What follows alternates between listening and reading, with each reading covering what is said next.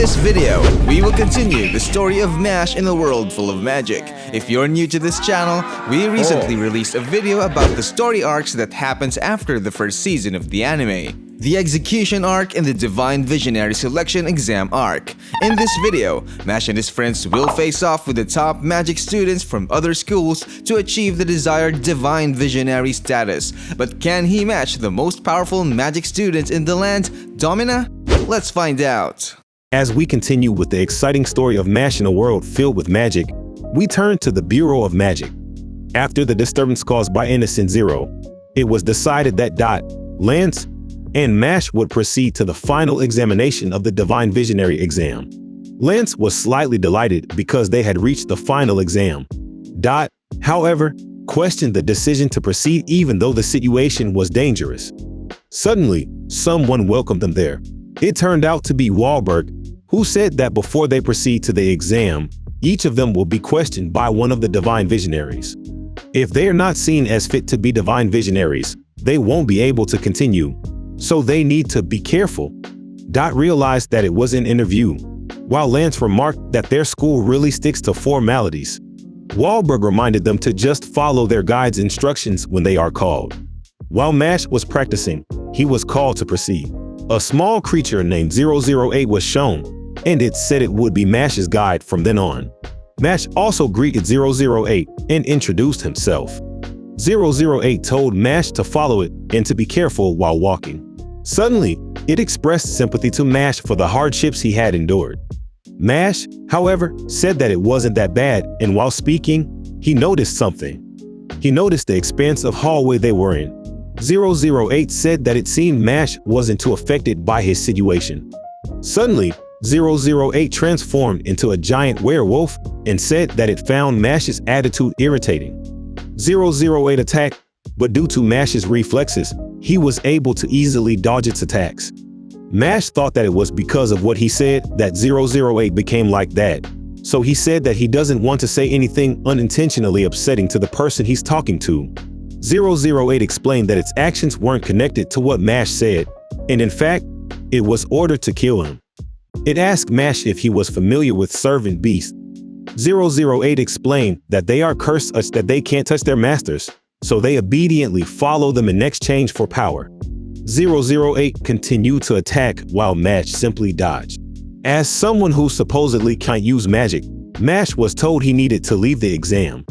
When Mash was about to take 008's attack, he suddenly noticed something. 008's attack hit Mash, causing an injury. 008 noticed that Mash didn't fight back against its attack. Mash explained that he realized that 008 was doing that because it wanted to. Because of this, 008 stared at him. The topics of curses and obedience were disturbing to him, Mash said. Mash touched 008's face and asked if he were 008 and was ordered to fight. He wouldn't want to hurt 008. 008 thought about this and recalled how it was treated as a servant. It was told to know its place as a slave and be happy because it was kept alive. Because of this, something hit 008. It returned to its original form while thinking that even though Mash was human, he was kind to it. Suddenly, someone attacked 008. The men asked what it was doing. When Mash turned around, he saw Orter, and it turns out he was the master and the one who ordered 008 to kill Mash. Because of this, 008's niece weakened, and it apologized to Orter. However, Mash stopped it from apologizing to Orter and said that it was okay. Mash prepared to fight and said that Orter was the one who had a problem with him. 008 stopped him and said that a Divine Visionary candidate was no match for Orter. Mash, on the other hand, said that he would be okay. 008 insisted on its opinion and began to tell a story. Several years ago, some Majin attacked the town. The Majin were a species with such extraordinary strength that even a Divine Visionary could be defeated. This strength supposedly comes from the large amount of magic energy in their bodies. An average Majin reportedly has as much energy as a top-class human magic user. At that time, the Bureau's strongest security forces were dispatched, and even they had difficulty. However, the situation wasn't the same for Orter. He and his reinforcements defeated all of them. And the most astonishing part was that Orter alone defeated 6 of the Majin. A person's abilities determine their skills, intelligence, athletic capability, and even magic.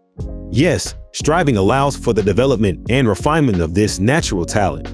However, you must first be blessed with talent. Orter indeed has the talent to rise above everyone else in that world of magic. Our hero was stunned and said, "Golly." After that, Orter told Mash that he couldn't accept him. He explained that it only takes one exception to break the system. Due to the power that Mash displayed against Innocent Zero, he successfully won the support from Wahlberg and others. However, they didn't need Mash. He claimed that he alone was enough, and he would demonstrate that to Mash. Mash also prepared himself and stated that he needed to defeat Orter in order to be recognized as a divine visionary. Orter said that it would take him just 3 minutes to crush Mash. Mash was just staring at him. Orter began to release sand. He immediately attacked with extraordinary strength that managed to make a large hole in the floor. Mash was surprised by this. It was explained while Orter was attacking that the strength of Orters and magic comes from the very versatility of the sand. He managed to capture Mash, but Mash quickly managed to free himself. While their battle was happening, it was explained that the hardened sand could cut through even steel. It can also break rocks. Moreover, its flexibility means its unpredictability is endless. That's why it's impossible to avoid. However, Mash's physique can make the impossible possible. His muscle fibers, compressed to high density, act like a tightly wound steel spring capable of releasing massive explosive force. Muscle strength is essentially a measurement of force. For example, if a person has a lateral pull of 440 kilograms, their punch has approximately 2 to 5 tons of force. At those times, Mash felt confident. His muscles had surpassed the power of magic before. At this moment, muscles should once again defeat magic. However, that would only happen if Orter wasn't his opponent.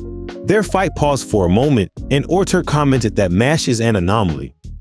Removing him from society would benefit the majority. Mash was just staring at him. Orter said that Mash might have been recognized in the academy, but he shouldn't expect the same recognition from the world. Discrimination is just a way for the survival of the fittest. He was on the wrong side of history for asking the majority to ignore him. Mash was just staring at him. Orter said that they should use 008 as an example. He was recognized as a servant because he existed to make their lives easier. Orter immediately attacked 008, which surprised Mash. 008 vomited blood, and Orter enveloped him with his sand. Orter explained that when the servant beasts fail to do their jobs, they need to be punished according to the rules. Orter then threatened Mash and said that for every attack he dodges, he would hurt 008 instead. That was just an example of how Mash's pointless words and actions affect others. He needed to understand that his existence caused the net loss. Did Mash understand that? 008, on the other hand, recalled the kind words Mash said to him, and in the end, he gained courage and told Mash that he would be okay. Because of that, Mash was surprised. Orter then began his attack, and because of what he said earlier, Mash didn't dodge it. It seemed that Mash had decided not to dodge anymore. 008 then stopped Mash from doing that because Orter wanted to kill him. Nevertheless, Mash continued to receive Orter's attacks. In Orter's mind, he said that he had seen the full strength of Mash from the contact he made. He just needed to increase the speed and weight of his sand. After all, he's just a person. No matter how strong Mash was, his skin was still skin. Soon, Orter sent his finishing blow to Mash, which caused a large explosion of his sand. Mash's clothes flew along with the sand. Because of that, 008 was worried. Orter noticed something and thought that he felt something unusual. Why did he only see shoes and a little bit of blood? It was then shown that Mash acted like Spider-Man and clung onto the pillar behind him. Gonna cry? Orter was surprised and thought that his attack should have finished Mash earlier. 008 was astounded and said he saw something he felt he shouldn't have seen. He explained that when Orter cast his attack, Mash, using an impossible level of instantaneous force, stripped off his clothes at an extraordinary speed. Because of the speed of the event, even Mash's clothes didn't notice it happen, so they retained their shape. 008 was shocked while Orter said that it was impossible. While poised to kick, Mash said, did Orter think he would follow an unfair rule? In the end, Mash kicked Orter in the head with extraordinary strength. It turns out Orter blocked it using his sand magic. Orter counterattacked and grabbed Mash with his limbs. Before long, he trapped Mash. Orter declared this to be the end of Mash and attacked him using his sand. Upon its impact, blood suddenly spattered. However, it turns out a giant hand intervened in Orter's attack. Everyone there was surprised and questioned what was happening. While Orter was looking at Mash, he was puzzled as to how Mash could escape his sand shackles so quickly. The immortal Kane, Renatsu Revel, appeared on the scene, and it turned out he was the one who intervened. After that, they stared at each other as if they were dumbfounded. Suddenly, Revel admitted he couldn't remember why he came there. He asked Mash why he was there, but Mash responded that he didn't know either. Because of that, Mash found him weird. Revel got irritated with himself while trying to remember why he was there. He instructed Mash to cheer for him so he could remember, which Mash did. However, Revel abruptly asked Mash to be quiet because he was trying to concentrate. Because of that, Mash was puzzled. Before long, he remembered what it was. He announced that Mash is given permission to proceed to the next stage. That stage is the Tri-Magic-Athalon Divine Visionary Final Exam. Mash questioned what the Tri-Magic-Athalon Divine Visionary Final Exam is. Revel explained that currently, there are 3 elite magic schools. These are Easton Magic Academy, St. R's Holy Magic Academy, and Walkis Magic Academy. Each academy is to send their top student as their Divine Visionary candidate. The final exam is a competition among the candidates to determine the victor. However, this has supposedly changed. They suspect that a student has been infiltrated by Innocent Zero as a Walkis student. The Walkis Academy believes that might determines right. They are an elite school that values only strength, nothing else. So who else could fit there better than Wahlberg's underlings? Because of Revel's explanation, Mash seemed to have short-circuited again. Revel continued explaining and mentioned that what Innocent Zero aims for in that exam is the prize, the mark of a divine visionary known as the Wand of Beginnings. This wand is ceremonially presented to the winner as part of the celebration. But the wand is full of magic power. While explaining, Revel noticed that Mash had stopped responding. Cause of death, info dump. Revel continued explaining, saying that the Divine Visionary is a grand celebration that covers the entire country and is an offering to the gods. They can't just stop it based on a mere hunch, and they need to prevent the world from descending into panic. Therefore, they will enter Mash into the competition to protect the wand and overcome the school using dark magic. Mash stared in response. Revel said they aren't suggesting that it will be easy. The top 3 students of Walkis are no joke, and their top 1, Domina Blowelive, is currently the strongest student magic user. Is he as strong as the Divine Visionaries? Or even stronger? It's hard to say, considering he might be Innocent Zero's son. After that, Mash is shown as a brainwashed, with the only thought in his mind being must destroy Dark Magic School. In the end, Revel explained that if he wins the tournament and passes the exam, he will be accepted by the world as the next Divine Visionary. Because of this, Mash seemed to come to life, with a strong determination welling up within him. He exclaimed that this is indeed the true final exam. Suddenly, Revel asked Orter if it was okay with him. Orter muttered Domina's name, and something seemed to click for him. He stated that he would act alone, so they could do whatever they want, and then he left. Because of this, Mash thought that Orter had backed out of their fight. Revel explained that Orter needed to deal with his own problems.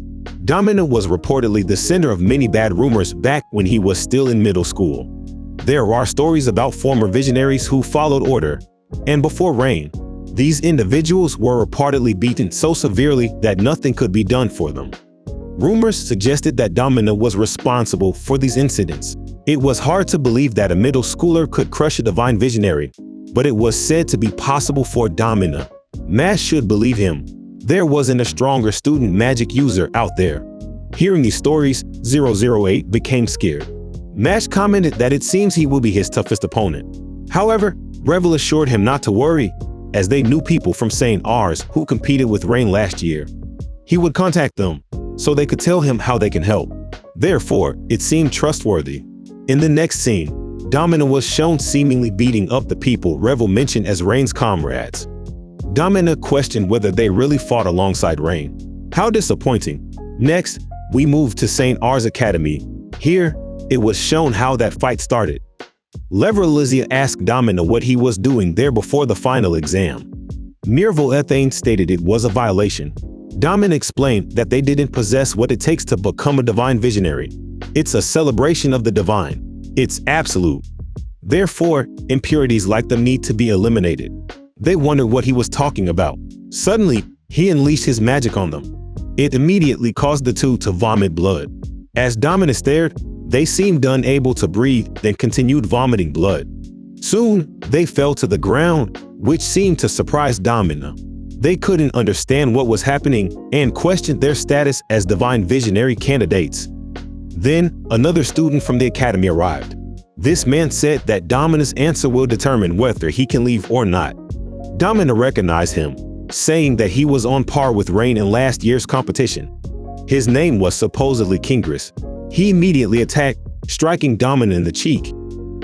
Since Domina didn't answer his question, he said there was no reason not to start the fight. He released his second magic called Guardian Second the Trio Fort. Lever commented that it seemed Kingris wanted to finish it quickly since he immediately used his second magic. Kingris ordered his second to attack with the Iron Mallet. However, Domina easily stopped it, much to Kingris' surprise. There should be no way he could stop it so easily. Domina suddenly asked him what he thought brought people happiness. Kingris was stunned by the question. As Domina walked, he suddenly disappeared from his sight, surprising him. Domina emerged behind him and attacked him from there. This caused him to vomit blood. Domina answered his own question and said the answer was acceptance. If they are not given approval, society would consider them unnecessary, worthless. He also pointed out that he was referring to the three of them. In Kingris' thoughts, he couldn't believe that they, the top three students of St. Ars, were defeated by Domina alone. It seemed like they had no place in that world. In the next scene, the day of the final exam arrived at the Easton Grand Hall. There was a grand celebration to begin the final exam. Suddenly, the host yelled out and explained that they were blessed by the gods with two gifts: the fierce power of knowledge and the holy power of magic. Magic is the most important in that world. Those with absolute control over magic are considered closest to God. After that, the host announced that the Divine Visionary exam would start. He introduced the participants from the three academies. Mash was shown, representing Easton. Then there was Domina and his two companions from Walkis. When St. Ars was called, no one came out. They were called again, but still no one came out. The host then said that a sudden letter arrived from St. Ars. It was explained that it stated the candidates from that academy were withdrawing. Domina suddenly laughed and said it seemed they got scared. Domina showed the destroyed wands that belonged to the said candidates, which surprised Finn. Domina asked if Easton was ready, because they would be next. Because of this, Finn was scared and thought Domina was a monster. Suddenly, Domina and others noticed something. While Domina was boasting, our protagonist was shown having a tea party with his friends. In the end, Mash asked Domina to repeat where they needed to be ready. And we come to explain that there are three elite schools existing in the magic world. Easton, where humanity and compassion are taught along with magic. St. Ars, where justice is valued and those who violate the law are severely punished. And Walkis, where power is most important and magic is studied and strengthened to even the highest level. Over the past 100 years, Easton has produced 11 Visionaries, St. Ars 4, while Walkis has produced 85. This shows a clear gap between the three schools. We return to the present where one of the schools, St. Ars, has dropped out of the exam. The host announced that the letter said, "We of St. Ars relinquish our seats to Walkis." People were surprised by this. Suddenly, Domina spoke, saying their intelligence was shown in their decision to drop out after realizing they were not suitable to be visionaries.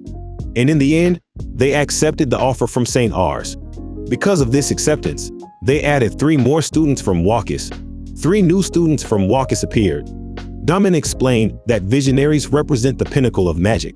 Easton, which emphasizes character, supposedly does not count among the qualified. Likewise, St. Ars, which emphasizes law and formality. And they, the 6 from Walkis, would participate in the competition to prove that they have the ability to be a divine visionary. While the 2 schools were facing each other, an intense aura developed in the place. Dot then yelled, saying it wasn't right, and instead of 3 schools competing, it had become a 3-6 fight. Finn became worried and said that while Mash was indeed strong, if they all attacked him at once, he might be defeated. Suddenly, Mash spoke and considered that if there were 9 of them there, and 3 dropped out and 3 were added, he concluded there were 18 of them. He was really silly. Because of this, Domina stared as the people were stupefied about how Mash came up with that answer. He stated that it didn't matter how many he had to beat. Domina then commented on how brave Mash was. Mash explained that if possible, he didn't want to fight, but he said it was for Regro and his friends. Domina realized that it was for the people important to Mash, and he understood that. But courage alone would not help him defeat Domina. Their abilities were decided at birth, he said. At this, Mash was puzzled, so Domina further explained that he was right, wasn't he? When has it ever happened that a younger sibling surpasses their older sibling in this world? And if he thought about it, Mash had no magic, so what could he fight with? He asked what siblings Domina was talking about, because the only family Mash had was Regro. Dot pointed out to Mash that he was the son of Innocent Zero, so perhaps Domina was referring to his siblings there. Suddenly, someone spoke from their side. It turned out to be Kingris, who had something to say to them while severely injured. Because of this, Mash and the people there became alarmed. Kingris could no longer stand, so he knelt. Mash quickly went to him to see if he was okay. While catching his breath, Kingris explained to Mash that those from St. Ars had been defeated by Walkis, and they had also cast a curse on their families. They did not want to give their positions to them, but they chose their families over their school's honor. As he held on to Mash, he said that they had disgraced themselves. In the end, because of this, he asked for forgiveness for their defeat against Walkis. Our protagonist was just staring at him. Kingris pleaded with them to defeat Walkis because they couldn't represent them at the top. Suddenly, one of Domina's companions spoke and said he disliked liars, and he claimed that Kingris' words were dirty lies. He asked if it felt good for him to come there, talk about pride, and apologize, but giving up to protect his family. He said that was a weak move and he would never do that. If Kingris wasn't ready to fight, he should back off immediately. He suddenly attacked Kingris, surprising Mash. Our group immediately rushed to counterattack, but Lance and Dot were instantly covered with a dark substance. Because of this, they wondered what was happening. He explained that they were to be isolated while the rest of them caused havoc. The men ordered his companions to charge, and they immediately attacked using their own magic. All of their attacks were aimed at Mash, and before long, they landed. Because of this, Finn and Lemon became worried. Smoke surrounded Mash, so the man assumed he was defeated. However, when the smoke cleared, it showed that the attacks were blocked by dolls and musical notes. Someone from the side then said it didn't seem fair for it to be a 6 vs 1 match. Everyone looked in that direction, while Finn and others couldn't believe what they saw. Margaret, Abyss, and Abel arrived there to help Mash. Mash laughed because Abel was still talking to his doll. Abel explained that the 3 of them would join Team Easton. They didn't have the qualifications to become divine visionaries, and they were there to support Mash and represent their school. They said it wouldn't be fair otherwise. The students from Walkis were just staring at them. One of them asked who they were. Margaret explained that they were Mash's fam, to which Mash denied. The man seemed to want that. Mash clarified that they were familiar, but they were not fam. If they claimed to be friends, then they would be the first to die. The man quickly attacked Margaret and asked if she was ready. The people were surprised as Domina tried to stop her teammate Galuf. When the man thought that Margaret was a pushover, she cast magic on him. Because of this, the man halted his attack. Margaret explained that it was the power of the family, while Mash countered that they weren't related. Galuf said that Margaret seemed to have some fight in her, and suddenly something brushed against Margaret's shoulder. Margaret wondered when Galuf had attacked. Domina instructed Galuf to back off for now because even she wouldn't leave without getting a hit on Margaret. Domina said she had heard rumors, but it seemed like it would be fun to fight Margaret, even if she was on a different level.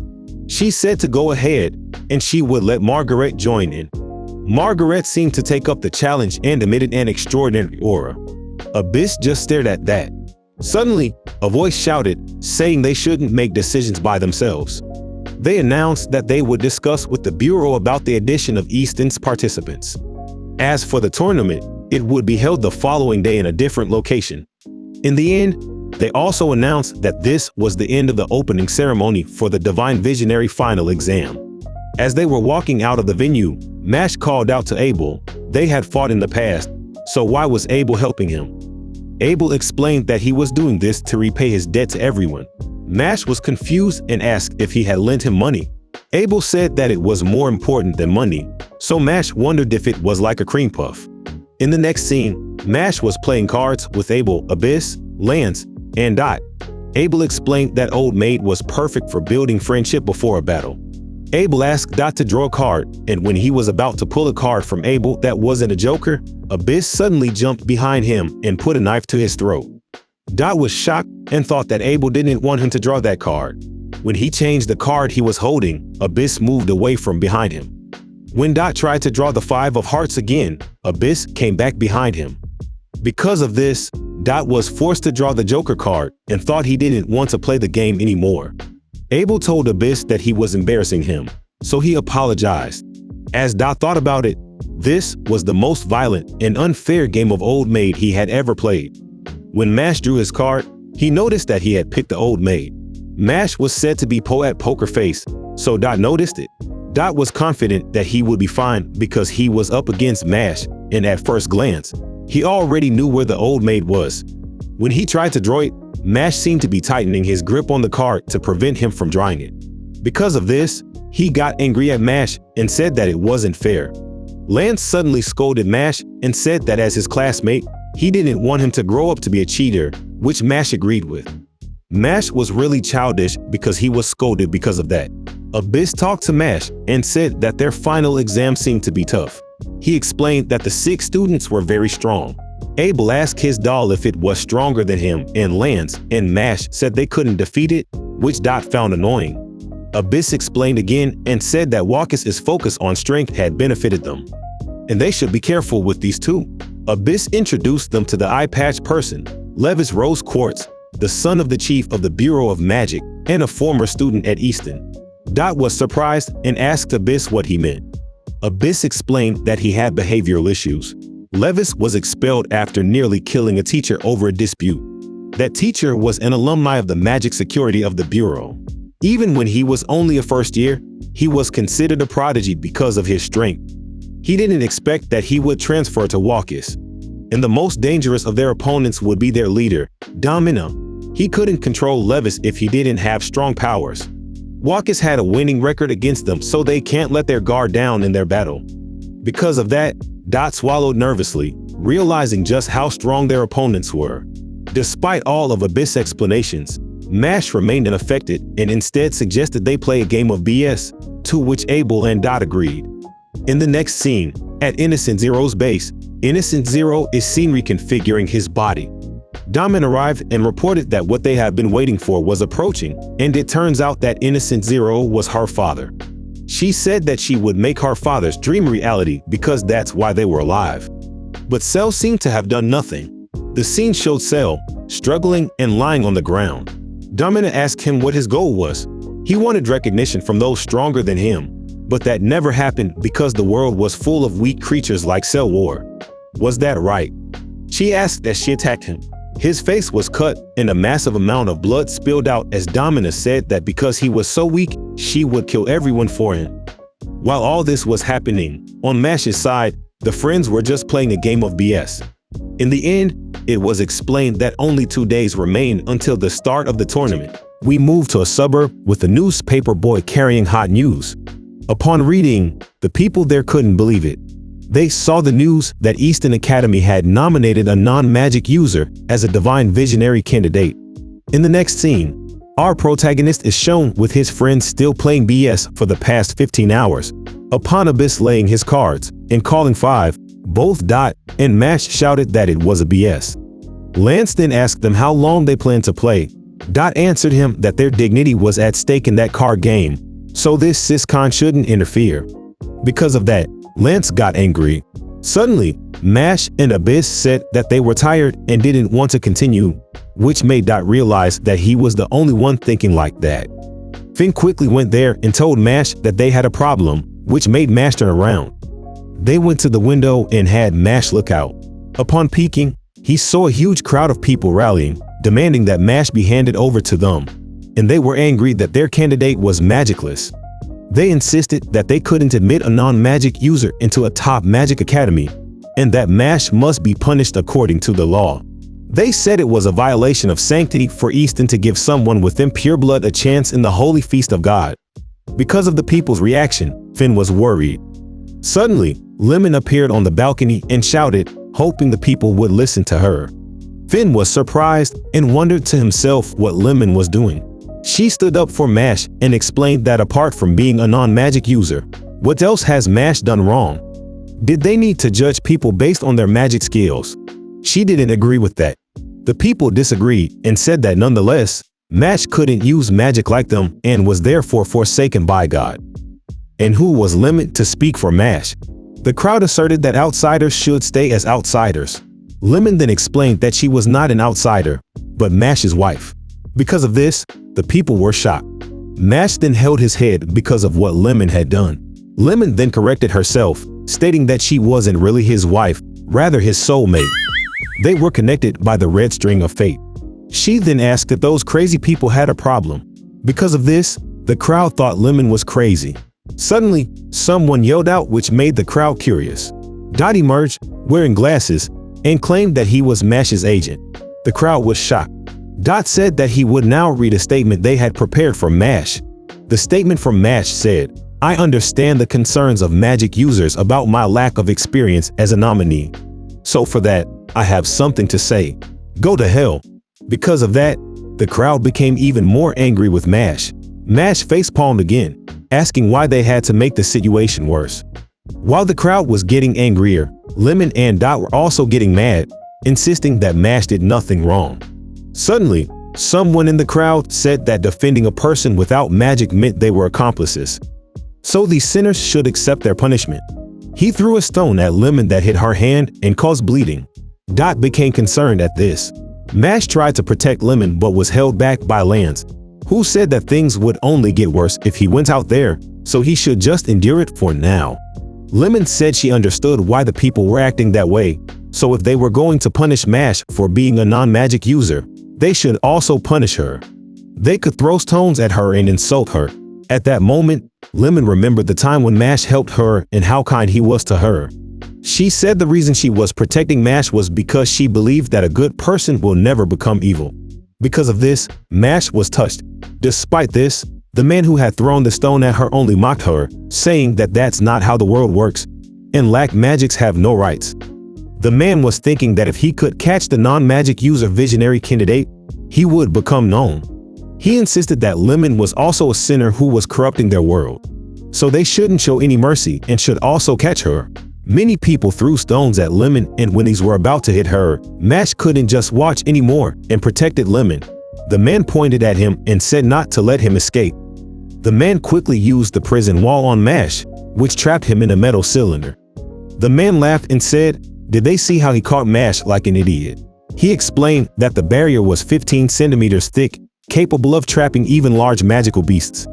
As he was explaining this, Mash poked his finger through the man's magic, which startled him. Before long, he did this repeatedly to create a passage. The man was shocked and asked himself, wasn't that 15 centimeters thick, capable of trapping even large magical beasts? He was scared because Mash managed to break his 15 centimeters thick prison wall, which could trap even large magical beasts. Mash had escaped from the prison and immediately lifted it. He threw the prison at the man who made it, trapping him instead. The people there were speechless. Mash then spoke and explained that he knew that the way things were had been long established, and he understood that they probably felt they couldn't accept things that were different. But he said he would strive to reach the top of the magic world and prove that being magicless is also okay. The people there stared at him. Suddenly, someone teleported next to Mash. It turned out to be Wahlberg, who apologized to the people because it seemed they were surprised by his decision. However, he said the final exam and the bureau would determine how to deal with Mash. For now, he asked for their patience as the time was near. Because of this, the protesting people fell silent. Wahlberg also spoke to Mash and explained that in life, finding even one person who will stand up for him is a rare occurrence. So he said he had very good friends and he was proud of them. Mash explained that he had gained a lot from that school, so he assured that he would win this final battle. In Wahlberg's mind, if Mash failed, the people who supported him would be charged with helping him. Only success was the path to acceptance of him. In the next scene, in a remote place, there was a cloaked man who seemed to be absorbing the life force of another man. Agito, Tyrone, and Renatsu Revel came upon this, and Revel asked the man what he was doing. They heard rumors that the streets were not safe because of a madman who suddenly started hurting people. The criminal was too strong for the guards, so they were sent there. The man smiled at that and immediately tried to escape. The man seemed to be Domina because the mark on his face was the same as Domina's. Agito immediately used his dragon and commanded it to attack the man in order to catch him. Revel did the same, sending his giant hand forward. While the two kept attacking, the man easily dodged their attacks. They briefly halted their barrage of attacks. Revel thought that a normal magic user would have died 3 times already from their attacks, but the man did not even have a scratch, so he realized they were dealing with an outlier. In the man's mind, he thought that fighting against 2 divine visionaries was problematic. Revel remarked that his clothes didn't even get torn, which meant that the man was using his magic as a cushion. So, he realized that the man could withstand his attacks because of his strong magic power. Revel told the man that because he didn't immediately start attacking, it suggested that he couldn't manage both offense and defense at the same time. The man thought to himself that he was impressed with Revel, who had already figured out his magic after just one encounter. If it were one-on-one, he said he wouldn't have a problem. But this 2-on-1 situation was a risk he needed to take. He released his magic and directed it to attack Revel and Agito. The two's body parts were heavily damaged due to the man's attack. Nevertheless, it turned out that they were just clones of the 2 visionaries. So the man was wondering when they were able to do that and thought that maybe they had used their earlier attacks as a decoy. The two immediately used their magic. Revel used the undeath sting while Agito used the dragon's trident. The man was irritated by their sneak attack and decided to charge at them. Revel was taken aback by this, so he used the undeath wall to ward off the man's attacks. The place was engulfed in smoke, and when it cleared, the man had already left. Revel was annoyed and said they should follow him. He wondered who that man was who could do such a dirty attack. Following this, it was explained that 15 years ago, a child was born into the world of magic. That child was Domina Blowelive. The magic power that this baby could produce was so strong to the point that it destroyed the structures around him. And the destroyed buildings were being reconstructed by another baby. That baby was Mash when he was only 5 months old. Mash and Domina were born in the same year. Domina was always exhibiting his power throughout the day. The physical manifestations of his magic could pulverize even walls made of stone. Adults would lose consciousness when they felt his overwhelming power, and everyone was terrified of this baby. The midwife was certain that this child would become a magic user with unexplainable strength. Meanwhile, Mash, who had no magic power, was engaged in carpentry all day. His skill in carpentry was admired by everyone. His DIY skills kept improving to the point where he could already build an entire cabinet. The midwife was certain that the baby would grow up to be a skilled carpenter. After that, it was explained that Domina deeply and wholeheartedly respected his father. His admiration for his father's power was naturally inherent in him. After his birth, he knew instantly. His life existed for that man. His power was for serving him. One night, he questioned himself. Why was the magic-lacking baby Mash receiving the same treatment as him? How did they become equal? So, like larger raptor chicks that attack their smaller siblings to steal the attention of their parents, Domina instinctively tried to kill Mash. Domina learned to control his magic to use against Mash. The midwife worried for Mash.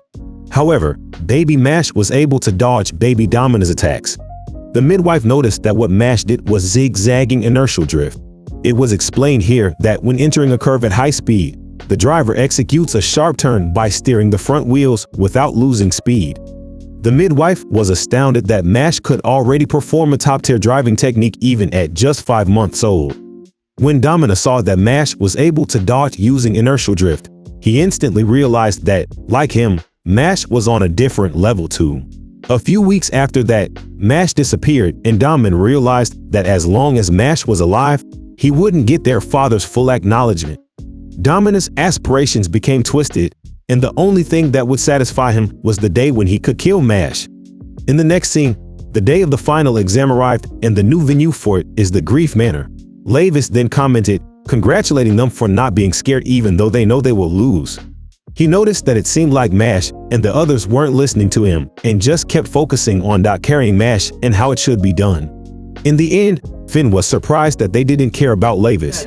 We return to their arrival with his friends at Grief Manor for the final test. Levis commented, and it seems like he already knew that our friends have nothing to match them. He trash-talked Mash and his friends, saying that the fight was too one-sided and he doesn't want to be a bully, so he might give them a head start.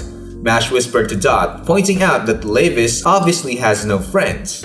In a room, they were watched by Finn and Lemon, along with other students, through a mirror. The host explained that the rules were simple. They would find the 5-star keys scattered in the manor and use them to unlock the treasure chest. Whoever opens it and obtains the Wand of Beginnings will be proclaimed the Divine Visionary for that year. Mash turned into a sort of Sherlock Holmes and said that he understood what had happened. He stated that they need the keys to open the box. Because of that, Dot told him that the host had just explained that. Suddenly, the host exclaimed that nevertheless, that mansion was cursed, so they should be careful while searching inside. Our friends started running with Dot carrying Mash. Lance stated that if the treasure is inside that manor, they would likely find it in the innermost section of the place. Suddenly, the inside of the mansion moved and it seemed like a maze. The ground under Dot moved, causing both him and Mash to stumble. When Mash lifted his head, he saw a star. He tried to grab it, but it quickly moved away from them. He chased it with Dot and it turned into a room. Upon entering, they were greeted by a very bright place. Dot wondered why it was so bright in there. Suddenly, a voice welcomed them, startling Dot. A face on the wall appeared and introduced itself as Room Aster, claiming to be the master of that room. Dot was surprised because it was a talking wall. Room Aster announced that it was time to face his trial and a creature emerged from his mouth. The creature confronted Dot and Mash. Mash was puzzled about what it was, while Dot was screaming. Finn explained that it was a Shadow Eater, and it also wondered why such a dangerous creature was there. Rain was also watching and commented that the trial Mash and his friends were experiencing was more than what they had been given the previous year. He was sure that Levis Rosequartz, the son of the chief of the bureau, had something to do with it. The Walkis students who had easily defeated their trial were shown. In Levis' thoughts, he explained that he had instructed the bureau to prepare harder attacks for Mash's side. He didn't want to use his father's position, but he would do everything to win. Dot and Mash were shown facing the Shadow Eater, while Levis said that they would lose before they even reached him. Finn was worried and thought that the creature was not something to be taken lightly. While this was happening, Room Aster was just laughing and explained that he was a prisoner. He said he was in such a situation because it was part of his punishment. But he said he could finally achieve his freedom if he defeated Mash and his friends. He told them to let him demonstrate how terrifying a Shadow Eater is. He produced a rabbit and hoped they wouldn't wet themselves in fear. The Shadow Eater entered the shadow of the rabbit and before long, it turned into a skeleton. Dot noticed that the Shadow Eater was sucking its shadow. In the end, the rabbit eventually died because of it. It was explained that if the Shadow Eater consumes their shadow, they are finished. It will steal their souls. It's a creature against which you have no defense.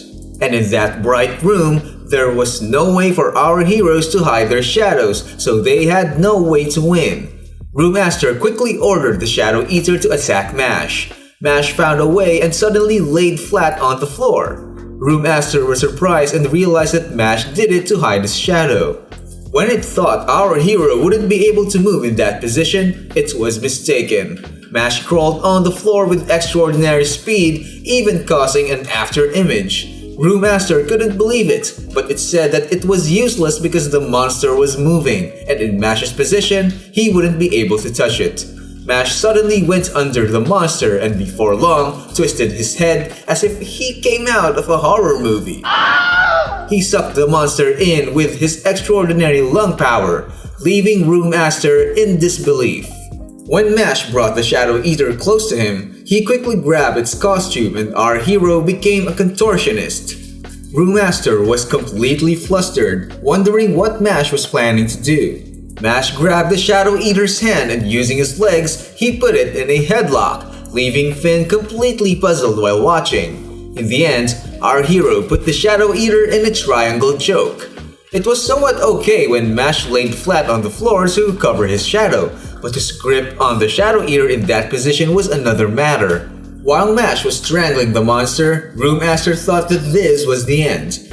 He was amazed that Mash was executing it perfectly. Even Finn had his mouth agape at the sight, waiting for the Shadow Eater to pass out. The other students watching also couldn't believe what was happening. Finn took a breath and said to give him just a moment and he will calmly comprehend what happened. But he then screamed in his mind, wondering what the use of a triangle choke was in a world of magic.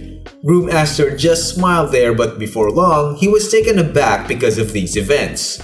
The Shadow Eater disappeared after Mash defeated it, and it dropped a star key.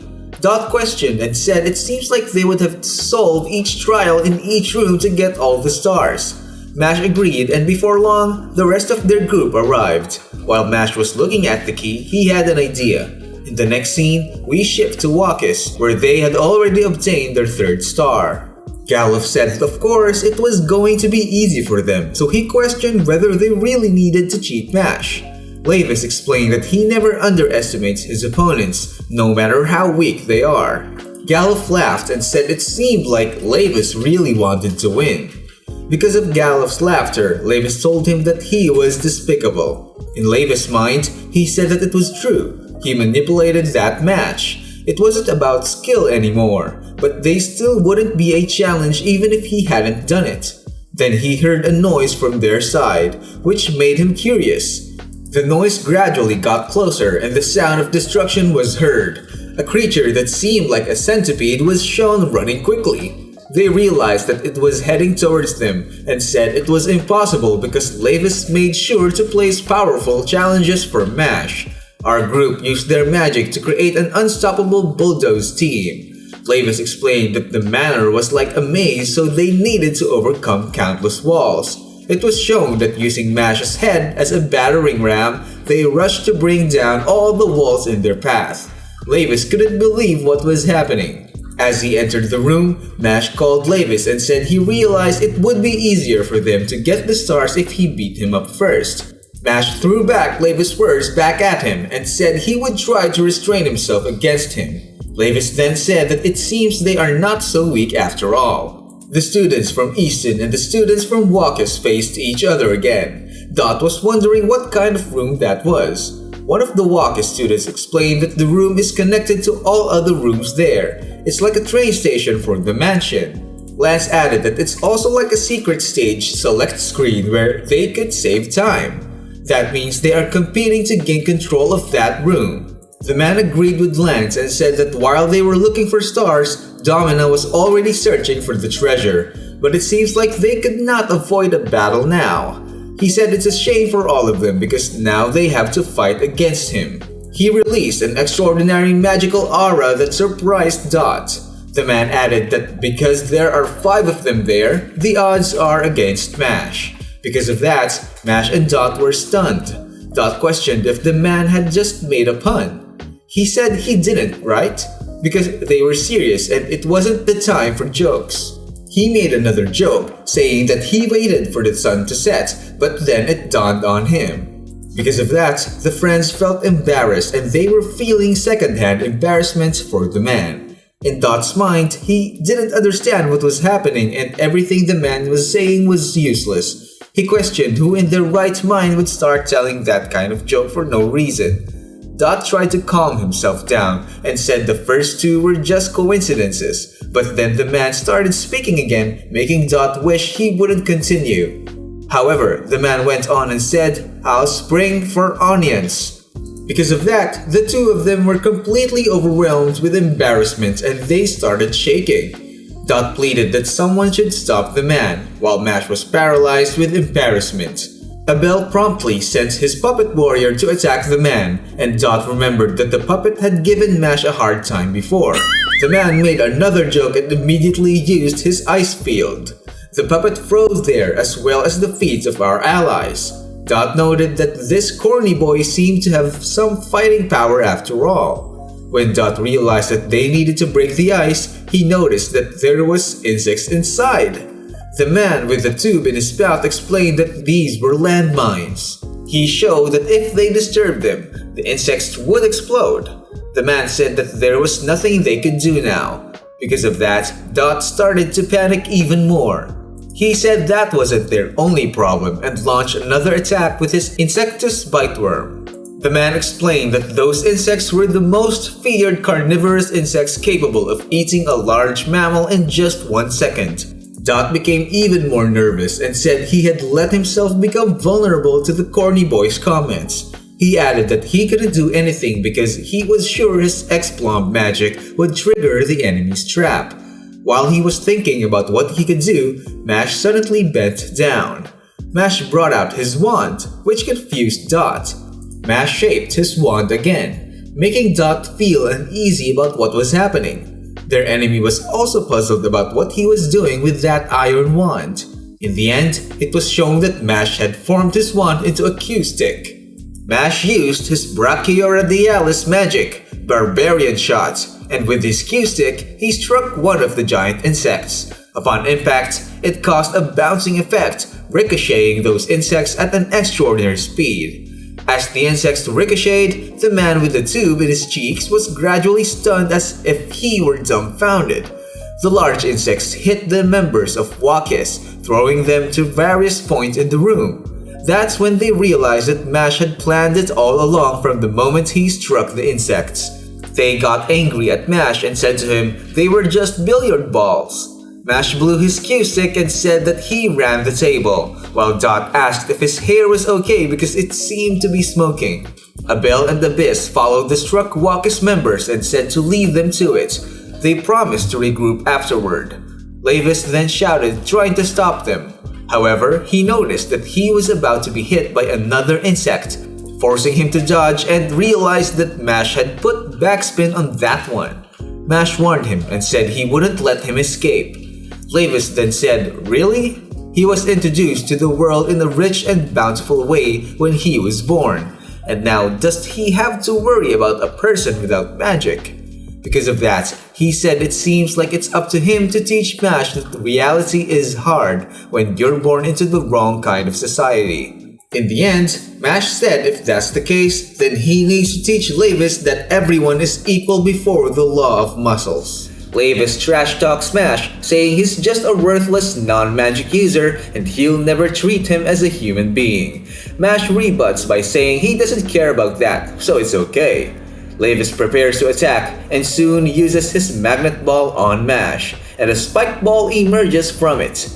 When Mash dodges, Levis shouts, "Attract!" and suddenly an N mark appears on his face and he is drawn into the magnetic ball, leading to him being hit by it.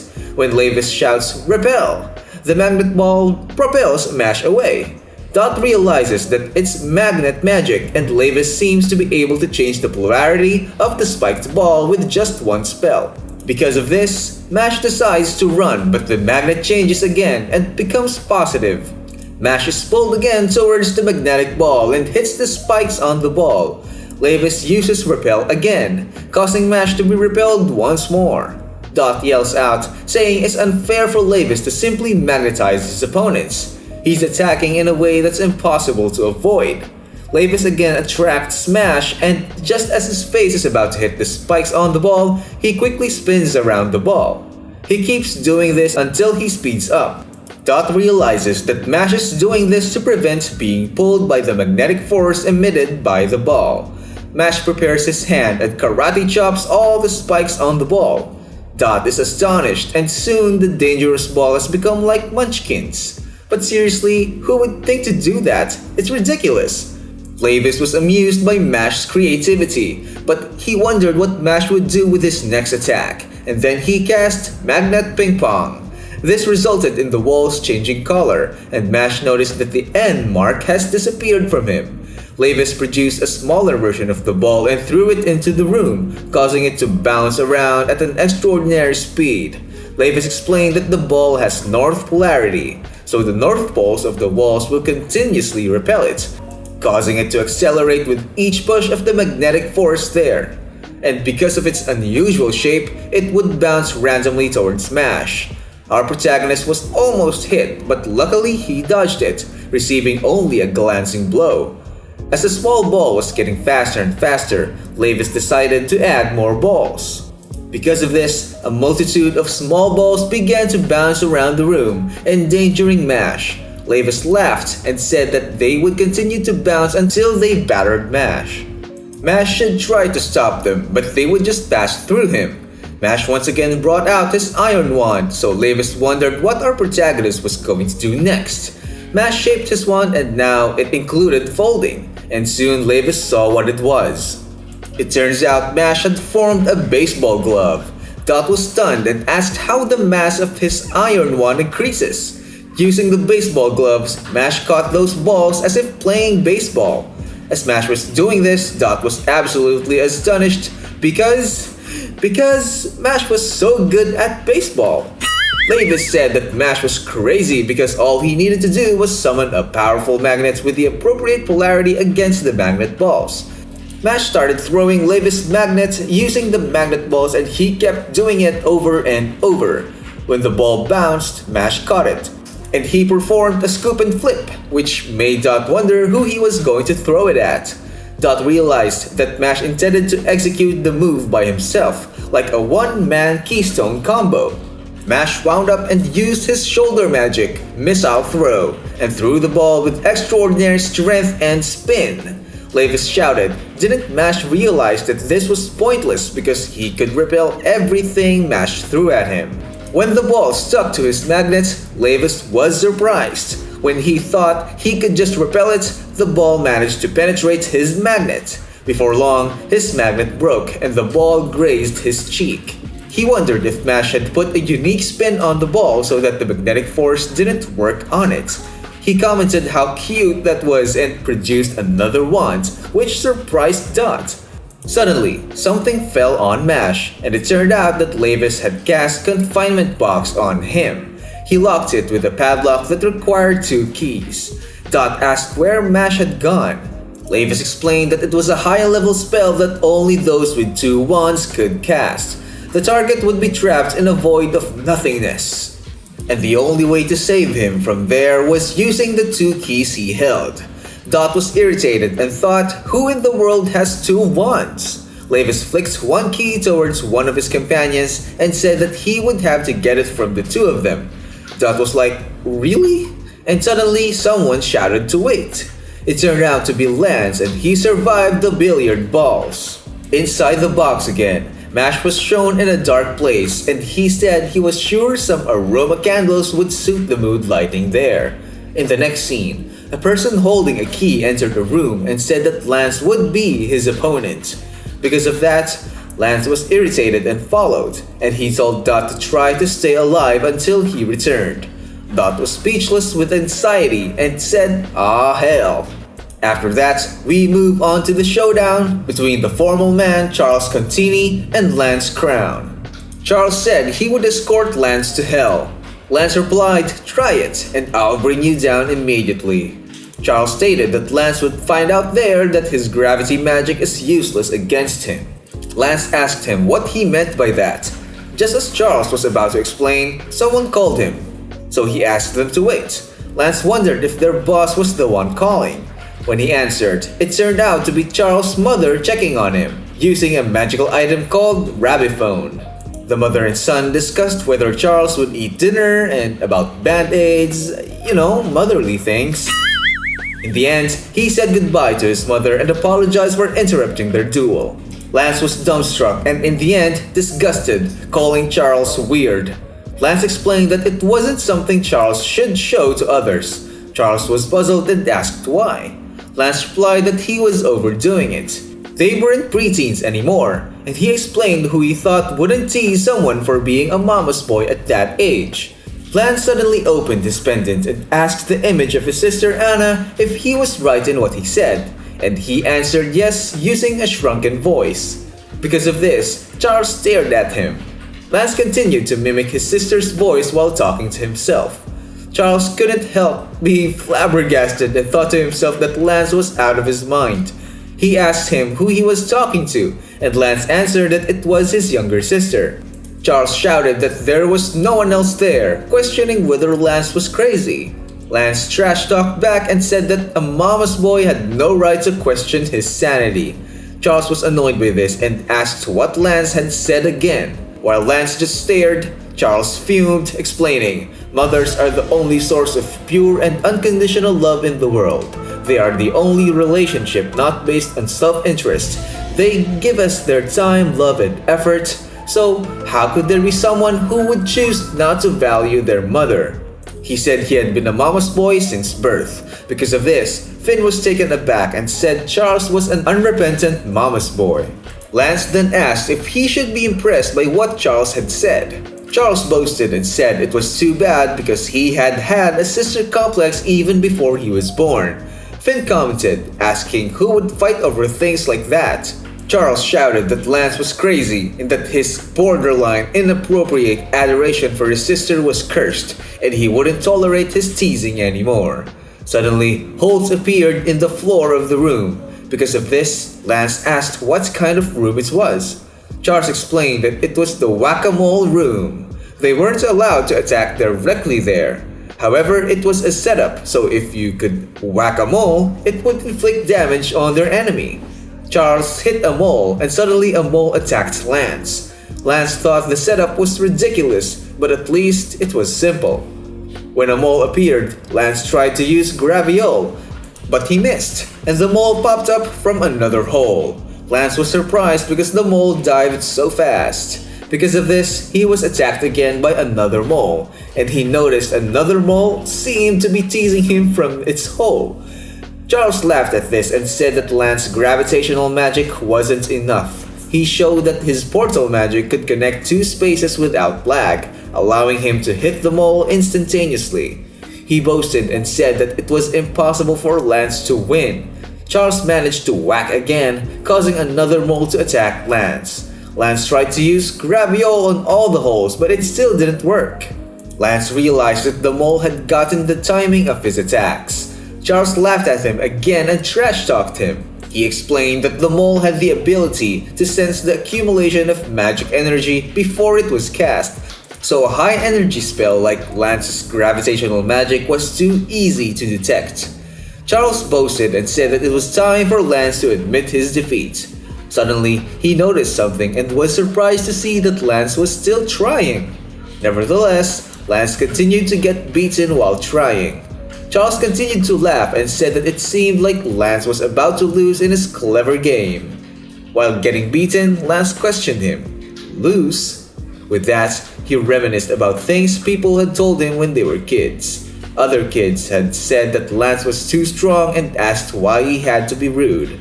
Anna had said that she hoped Lance would find friends who understood him. He also reminisced about his and Mash's conversation about coins when Mash lost. Because Anna's wish for him to find friends like Mash had come true, he had gained confidence. While thinking about these things, Lance endured the attacks and said, did Charles think he was going to beat him? As the mole continued to sink and reappear, Charles laughed while asking when Lance would learn. When Lance used Graviole, Charles did not expect him to hit the mole. Because of this, he wondered how the mole did not sense Lance's magic. When he looked up, he saw Lance's second magic, the torture pole. That's when he realized that Lance had used the extraordinary energy of his second magic as bait, tricking the mole's magic sensing abilities. In the end, Charles was hit by a solid kanana from the mole while thinking that it was impossible. He flew off, and while lying down, he wondered how Lance had such strong perseverance. Lance explained that for many years he had been fighting with no other goal but for his sister's sake. He disregarded everything else. Despite what he had become, there was one person who helped him get back on the right path. So now he had two reasons why he couldn't lose: his sister and the promise he made to Mash. and Charles got back up and said he wasn't done yet and that he would win for his mother. However, he was once again punched and knocked down by the mole. Lance asked him for the key. Charles didn't hesitate and said he had no choice because his mother taught him to hold on to his promises. He gave the key to Lance and a portal opened. Charles explained that Lance would have a hard time returning to the room they were in earlier, so he opened a warp gate for him.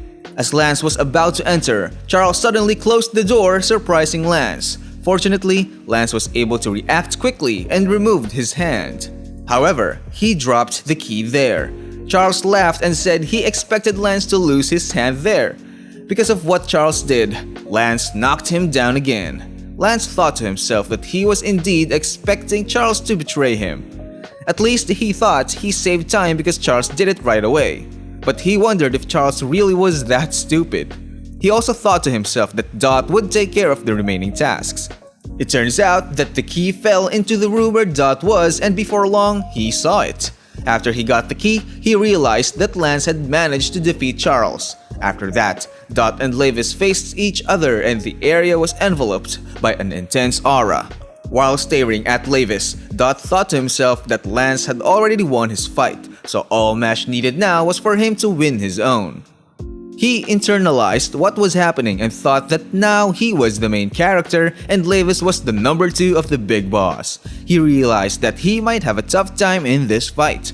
Now that he was saying he couldn't beat Levis, it might just be a bit hard. That's all. But no, he insisted he could do it. As he claimed to be the toughest and the best of the best, Galuf arrived and said that he had finally returned. Because of that, Dot once again touched his face and took a deep breath. He motivated himself again, insisting that he could still win. But then he wondered, against 2?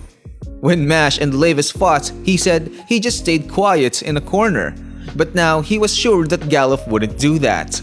But then again, it didn't matter because he claimed he could handle it. Suddenly, Levis commented and said that it was sad that only weaklings had come to protect Mash. However, he said Mash could leave if he wanted to. Dot yelled out, saying he wouldn't run and that he would roast Levis. Levis laughed and asked if it felt good to boast. Levis quickly used his magnetic ball and attracted Dot. He also repelled him, similar to what he did to Mash before. While Levis was attacking, Dot was suddenly splashed with acid that dissolved the floor, which surprised him. When he avoided it, Levis simply attracted him again to the ball. Dot was gasping for air due to the damage he had taken, and Levis commented that Dot was all talk and had nothing to show for it. Did he still believe that his efforts could save his friend? He pitied this fool. He should continue thinking that the world is a story and maybe he will die. In Dot's mind, Mash couldn't escape unless he won, and if Mash didn't escape, he wouldn't become a divine visionary and they would kill our hero. Because of this, Dot went into beast mode and Levis noticed his power spiking. He used Ira Cruz and said he wouldn't let his thoughts happen. He cast Machine Gun X-Plomb and it released countless fireballs in the room. Before long, he showered Levis with these fireballs. When the smoke cleared, it seemed that Levis was unharmed and said he didn't feel anything. However, he suddenly noticed several more fireballs heading towards them and realized it was a time-delayed second volley. These landed and Dot wondered if they hit. It turns out that the two were hanging from the ceiling like Spider-Man, and Levis explained that his magnets give him complete freedom of movement. And Dot shouldn't think he could hide in the smoke because Levis would just pull him out of there. He cast Magnet Ball again to do this. To his surprise, Dot suddenly jumps at him and grabbed him. Levis couldn't understand when Dot got close, but soon he noticed that Dot used X-Plomb on himself to do this. Levis was speechless as Dot held onto him. Dot yelled out, saying that Levis couldn't do anything to him if he was this close. However, Levis contradicted him, saying that Dot also couldn't cast magic at that range. Nevertheless, Dot still cast X-Plomb and said he was not like the fool Levis. In Levis' mind, he wondered if Dot was trying to kill himself as well. Dot thought that Levis' spike ball was behind him, so Levis wouldn't be able to block his attack. As Dot's attack was about to hit Galuf and Levis, he shouted that there was no depth too deep in fighting for a friend. In fact, it required courage. Unlike Levis, he was not afraid to die if necessary. And now it was the turn of the bratty rich kid Levis, who was going to die 100 times over. Dot's barrage of attacks hit, causing a large explosion. While this was happening, the next scene showed Mash running in a void of nothingness. There, he noticed something strange about the place, because no matter how far he ran, he saw nothing. He knew that Lance and Dot were doing their best outside, so he needed to get out of there quickly. The scene then returned to the battle between Levis, Galuf, and Dot. The smoke had subsided a bit, and Dot was shown to be severely injured. In his mind, he said that he managed to control that fight, but he also took a lot of damage from his own fire. He also had no magic power left, so he wished his enemies would just stay down. However, he suddenly noticed something in the smoke, and when it cleared, it showed that Levis and Galuf had not been hit at all. Levis teased him, saying the real world was nothing like Dot's fantasies. Dot was surprised and realized they used the acid to counteract the explosion. He was immediately attacked again by Levis using the magnet ball, and it hit him hard. Dot was sent flying, and Galuf followed up with his acid magic. Dot was dragged due to the strength of the two's attack. While struggling to survive, Dot thought that his magic was completely depleted and his body was at its limit. Dot pondered what he could do, considering the two opponents were too powerful for him to handle alone. He thought that his only chance was to retreat and ask for Margaret's help. Levis laughed and said that Dot was right in giving up because if he had chosen to continue, he surely would have died. Levis and Galuf combined their magic and used their magnet wall and acid pool. Levis explained that it was a magnetic wall filled with acid, making escape impossible. He said the acid would dissolve Dot's body, but most likely he would go mad from the intense pain first. In Dot's mind, he thought Levis had lost his sanity. Suddenly, Levis asked Dot if he knew that their destiny was determined from the moment they were born. However, his friend Mash was there, who wanted to become a divine visionary without any magic. Levis laughed and asked if Dot had thought about how far that was from reality. Didn't Dot understand that he could never achieve that? Levis insisted that it would never happen. As the acid bubbled on the wall, Dot told him to shut up. What was that again? Levis asked. Dot said that Levis knew nothing about Mash, so it would be better if he kept quiet about his destiny. Levis responded that he knew Dot would react this way, and he immediately attracted him to the acid-filled wall. Dot's entire body stuck to the acid and he writhed in pain. Levis hammered it into Dot's head again that their desired outcome would never happen. After Dot experienced the pain, Levis asked if the pain was enough for him to pass out. He said everything would be fine. When he ruled the world, he would eradicate the magicless so that no one would have ridiculous ideas. He turned away, questioning himself why he was wasting his time on a person who couldn't even hear him. Suddenly, he heard something, and when he turned around, he saw that Dot was standing again, despite being heavily battered. Dot said it wasn't over yet. He still needed Levis' key to save Mash, and he wouldn't give up as long as he was still breathing. Levis was infuriated by Dot's words, so they forced him against the acid-filled wall again. While Dot was screaming in pain, Levis didn't stop and cast Magnet Ball. He threw it at Dot, sandwiching him between two deadly attacks. After that, Dot passed out. In Galuf's mind, he thought that Levis was indeed a lunatic, and Dot wouldn't be able to stand after that beating. As the two were about to leave, Dot suddenly grabbed Levis' foot. Galuf was shocked by this because Dot should have been dead, while Levis just stared in disbelief.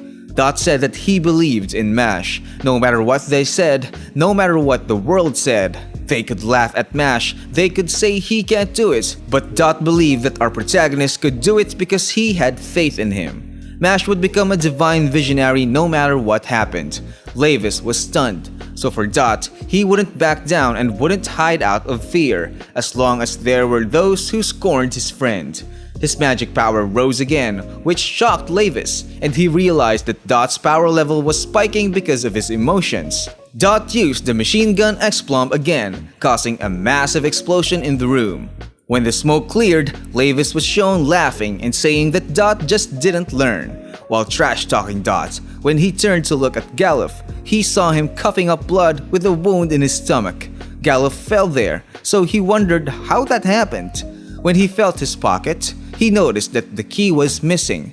Suddenly, someone approached him and he realized that what he had thought had happened was correct. It turned out that Mash was responsible for this and had escaped from the confinement box. Levis was taken aback, and when he turned around, it was revealed that Dot had managed to get the key from him and said that he had done his part. Levis realized that Dot had stuck to him and had even detonated himself just to get the key from him.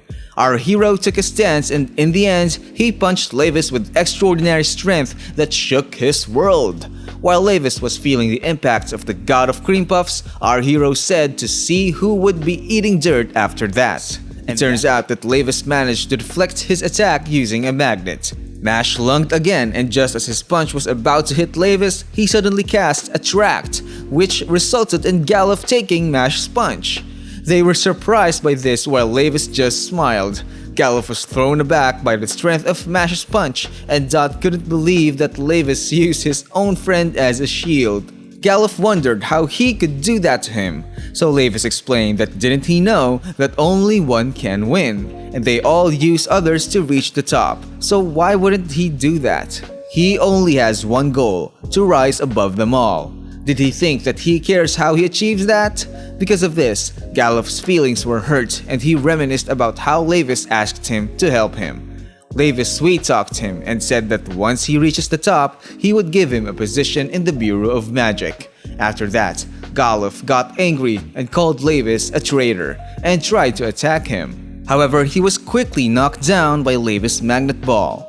While Galuf was lying down, Levis said not to suddenly become moralistic, and it's also his fault for believing in him. He explained that from the beginning, they were fighting for themselves. Friends, companions, those are useless. And Mash, Domina, and the Visionaries, he would use them to reach the top, even if it means sacrificing his own family to achieve the victory he wants. Levis pulled out his second wand again, which surprised Dot. Levis said that life is a competition, and there is no place for their naive ideals such as trust. He is tired of watching the friendship between Dot and Mash, and he released an extraordinary magic aura. He cast Magnet's lightning balls, and out came small positive balls. Mash had the letter N appeared on his face again, so he commented, "Here we go again." When the magnet stuck to him, nothing happened, so he was puzzled. Soon after, he was enveloped by electricity, which caused him to dance the gimme gimme. Just kidding. Levis explained that the second form of his magic is lightning, and when it sticks to his magnet, they will experience a high voltage shock. He wished Mash good luck in approaching him. He declared the end of Mash and sent more balls towards him. Mash decided to run away from them, which surprised Dot. "Nice try," Levis said, and explained that the faster Mash runs, the faster the balls will also be. Before long, Mash was overtaken by the balls and they again released electricity. Because of this, our hero was stunned. Dot commented in his mind, saying that those are worse than spike balls and he doesn't know how Mash will turn the tide. Levis continued to send balls while Mash kept running. Mash tried to trick the balls and quickly made a 90-degree turn. Dot realized that Mash did that so that before the balls could reach him, they would hit the wall. However, Levis said that that wouldn't be enough to stop the balls, and they suddenly started chasing Mash again. Mash kept running while Dot thought about how he could escape them. As this was happening, Levis laughed and said that Mash wouldn't be able to stop them. Sorry. Mash suddenly stopped and took off his shoes. Because of this, Dot wondered what he was going to do. Mash spun his shoe and caught the balls one by one using it. Dot was speechless at this and just closed his eyes. Mash had captured all the balls and Dot finally broke into tears because of this. Mash's rotation gradually sped up and before long, he threw his shoe, which was filled with balls with incredible strength. Dot was astonished, wondering if Mash was seriously thinking of a hammer toss as the solution. Levis looked at this and questioned if Mash knew that his shoelace would act as an insulator. Mash had apparently stopped his technique without even touching him, which somewhat impressed him. While thinking, Mash suddenly asked if he could speak frankly. Levis had said it was Galuf's fault for trusting him, but Mash insisted that everyone knew lying was a real jerk move, and he called him an idiot. Levis smiled at this and said that the fight was getting exciting. The place was filled with an intense aura as the two stared at each other. Levis suddenly released a powerful magical energy and said that they could talk about their ideals anytime, but it would be nothing more than worthless to him. Dot was surprised by the spike in Levis' magical power. As he prepared to attack, Levis said that if Mash wanted to prove his right, he would have to defeat him first. But he should know that despite all his efforts to fight, he had not struggled at all, so his victory was assured. At that moment, he cast his magnet's lightning second magic. Dot was shocked at what he heard, while Mash said, "What did he say?" Levis explained that by combining two types of magic, he could release a more powerful second. He cast Invariable Railgun. He pointed it and started charging his attack. Before long, he fired a tremendously powerful energy blast towards Smash. It didn't hit Dot and Mash. While lying down, Dot was stunned because he didn't hear anything even after the firing of that railgun. He was nervous about how powerful the railgun can be. Mash, on the other hand, couldn't understand what was happening. Levis explained that it was not an ordinary cannon. Due to the Lorentz force, that magic uses a strong electric charge to create a magnetic field that propels a given object along with the rails with explosive amounts of force at almost incalculable speed. Mash explained that it didn't matter if Levis explained it to him because he still wouldn't understand. Levis said that its projectiles move as fast as Mach 7. That's about 8,000 kilometers per hour, which surprised Dot. He said he could destroy an entire country with it and compete with Visionaries and many others. But now, he would aim his second at Mash. Mash couldn't avoid it, assuming he cared about his useless friend. Levis charged the railgun again and said they should show the power of their friendship. Because of this, Dot was nervous and said that even Mash wouldn't be able to avoid an attack moving at 8,000 kilometers per hour. He shouted and said that Mash should let it go, but suddenly noticed Mash doing something. Mash was creating his own echo and seemed to announce that he was the next batter. Our protagonist wound up his wand and made it into a baseball bat. Because of this, both Levis and Dot just stared. Levis laughed and asked if that was the plan Mash had come up with to stop his second. He taunted Mash and asked if he had a brain. The speed rate of his attack was incomprehensible. No one could defeat a projectile traveling at 8,000 kilometers per hour. Dot explained that assuming they were 10 meters away from Levis, they would have a 0.003 second before his attack hit them, making it impossible to avoid. While he was explaining, our protagonist managed to hit that attack, causing the projectile to deviate. The projectile hit the wall behind them, creating a large hole. Both Levis and Dot could not believe what had happened, and they both looked foolish. Levis was open-mouthed, exclaiming that no human could match a speed of 8,000 kilometers per second. Mash explained that if one studied the wind-up, hitting a fastball wasn't that difficult. He also taunted Levis, suggesting he might not understand sports. Because of this, Levis was irked and thought to himself that Mash should not be cocky with him after a single paltry foul tip. He shouted for Mash to be quiet and said that their roles in society were decided from the moment they were born, and his position was at the top of people like Mash. He launched another incredibly fast attack. Nevertheless, Mash was still able to hit it, which surprised him. Levis repeated his attack, but Mash easily hit it again. He thought that as the son of the head of the Bureau of Magic, he seemed to have been born to be at the top, one of the elite. While he was thinking this, Mash kept hitting all his attacks. He thought that he needed to be the best and he had used everything he could to achieve it. Dot noticed that Mash's timing was getting better as time passed. Levis continued to be shocked and nervous because of what was happening. He thought he was doing what he should be doing. He was defeating all the magic users who faced him. He was at the top of the magic-using world. As Mash continued to hit his attacks, Levis thought about why he was losing to a musclehead who also couldn't use magic. In the end, Mash managed to solidly hit one of the attacks and directed it at Levis' cannon. Dot still couldn't believe what had happened. Suddenly, Mash appeared in front of Levis, causing Levis to wonder when he got there. Mash pointed out what Levis had said earlier about not even breaking a sweat in their battle so far, and pointed out that now he was sweating. In the end, our protagonist wound up and once again Levis tasted the fierceness of the god of cream puffs, this time on his face. Levis was knocked back, became even more annoyed, and called Mash trash. He also went into beast mode and released his third line, saying he would never accept a stupid joker like Mash. Dot couldn't believe what was happening as Levis transformed. Mash asked if what was wrapping around Levis was iron sand. Levis summoned the god of his wand, Adamus, the god of magnetism, and used the armored murder form. Dot was surprised at this, and Levis told him that it was impossible for Mash to defeat him.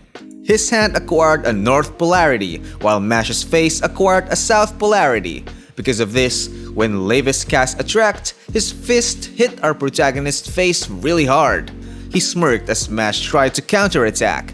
When he tried to hit Levis, his hand just slipped off Levis' face, which surprised him. Levis explained that his armor autonomously shifts magnetic poles to attract and repel its enemies. As a result, his attacks will never miss and he can't be hurt. This wasn't a fight, but an onslaught. It was a display of the strong overpowering the weak. He rained punches on Mash that never missed, making our protagonist seem like he was being played with. Mash tried to punch back, but it just slipped off again. Levis shouted and said that Mash would not win against his summons because its power was on a different level. The magnetic force of that armor was several times stronger than most magic, so he couldn't break it, and therefore he couldn't defeat him. While Mash was being punched in the face, Levis told him he might as well stay where he could pummel him to death. While he continued to rain down attacks, Levis thought that he needed to win. He didn't care what he had to do as long as he won. As he said this, his past was shown. His father told him that he and his brother were ready to stand at the top of this world, and they should use any means necessary to maintain their position as the best. Levis explained here that their father controlled the country. He was always at the top of everything, and it seemed that they, his twin sons, were assigned to have high positions from birth. They reportedly received the best education from excellent teachers, and their curriculum included theoretical and practical magic, governance, and statesmanship. He tried his hardest to understand all of it because failing to be the best would mean punishment.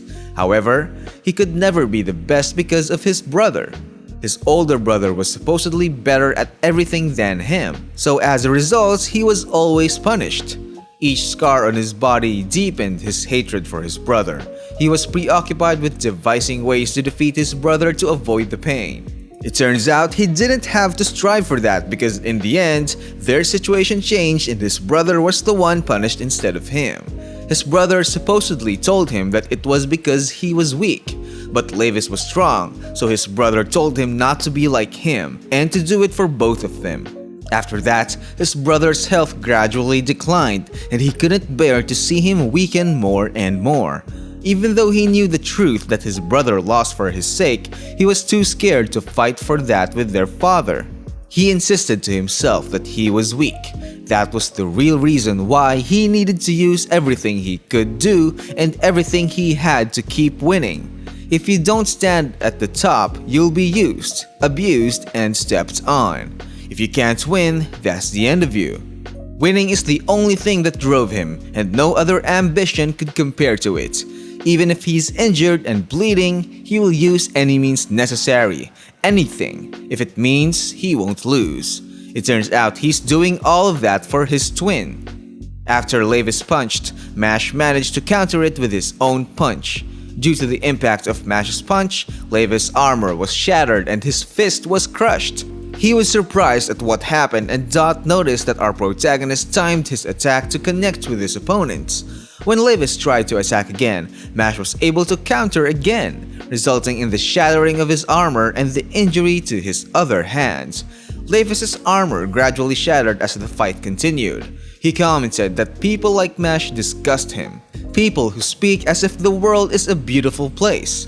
But in the end, he acknowledged Mash and said that nevertheless, his strength was enough to do that.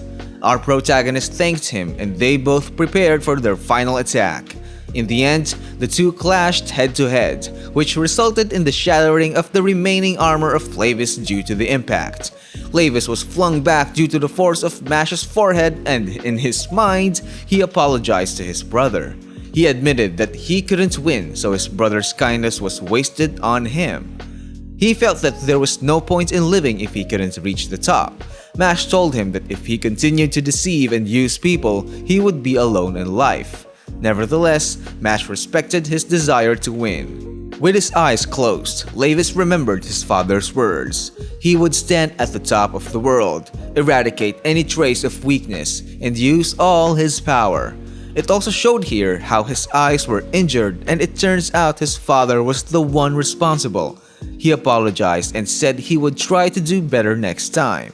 After that, his brother asked him if he was okay and said that he just had to do what they were told to do, like their father wanted.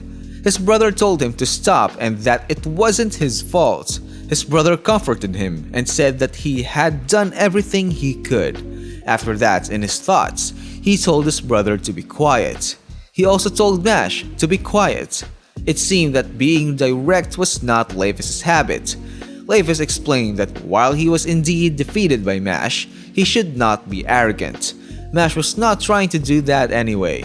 Next, he would be fighting Domina, and he had no chance of winning. Domina was inhuman, and he had already seen up front that she was stronger than the Divine Visionaries. Because of that, Dot was surprised. Levis explained that a long time ago, there was someone who crushed one of the Divine Visionaries, and it was so severe that there was no hope for him. They said that Domina was responsible for it, and what's more, he was just a child at that time. And worse still, he has the power of a literal god behind him. That is the very reason why magic is worshipped as divine. As he continued to explain, Levis noticed something. It turned out that Mash had already left, leaving him speechless. The scene then shifted to Innocent Zero's base. Here, Innocent Zero was continuously reconfiguring his body, and while that was happening, he was thinking that he should be close to obtaining the Wand of Beginnings by now. He said that among all his children, Domina's characteristics make him the strongest magic user among them. He wondered how far an inferior being without magic like Mash could go against Domina. He was intrigued while thinking about it and said that it seems like things are going to be fun. In the next scene, Mash is shown to have reached a long bridge where Domina is at the end of it. Our protagonist already saw the big boss. Domina said that he has been waiting for a long time and that all of this would be meaningless if he couldn't defeat Mash. Here, other students are still watching intensely, including Finn. He recalled everything Mash went through and thought to himself that they've come a long way to get here, but he knows our protagonist will win. Mash immediately ran fast towards Domina, but Domina destroyed the bridge, causing Mash to fall. The bridge was destroyed and Mash fell, causing Finn to be worried. Domina said farewell to his poor, defective brother who has no magic. In Finn's mind, that pit seemed like an abyss. Just as he was thinking that Mash could no longer escape, he suddenly heard something. He heard something embedding into the wall bit by bit, and before long, it continued. Turns out it was Mash, and our protagonist was climbing by embedding his feet into the wall. Domina did not expect this, while Finn was speechless and thought that indeed he could do it. As the siblings faced each other, the place was filled with intensity. Mash trash-talked Domina, asking if that's all his magic can do. Domina smirked and said that Mash could keep talking and he will silence him. Let's go to the scene where he goes with Domina to a room.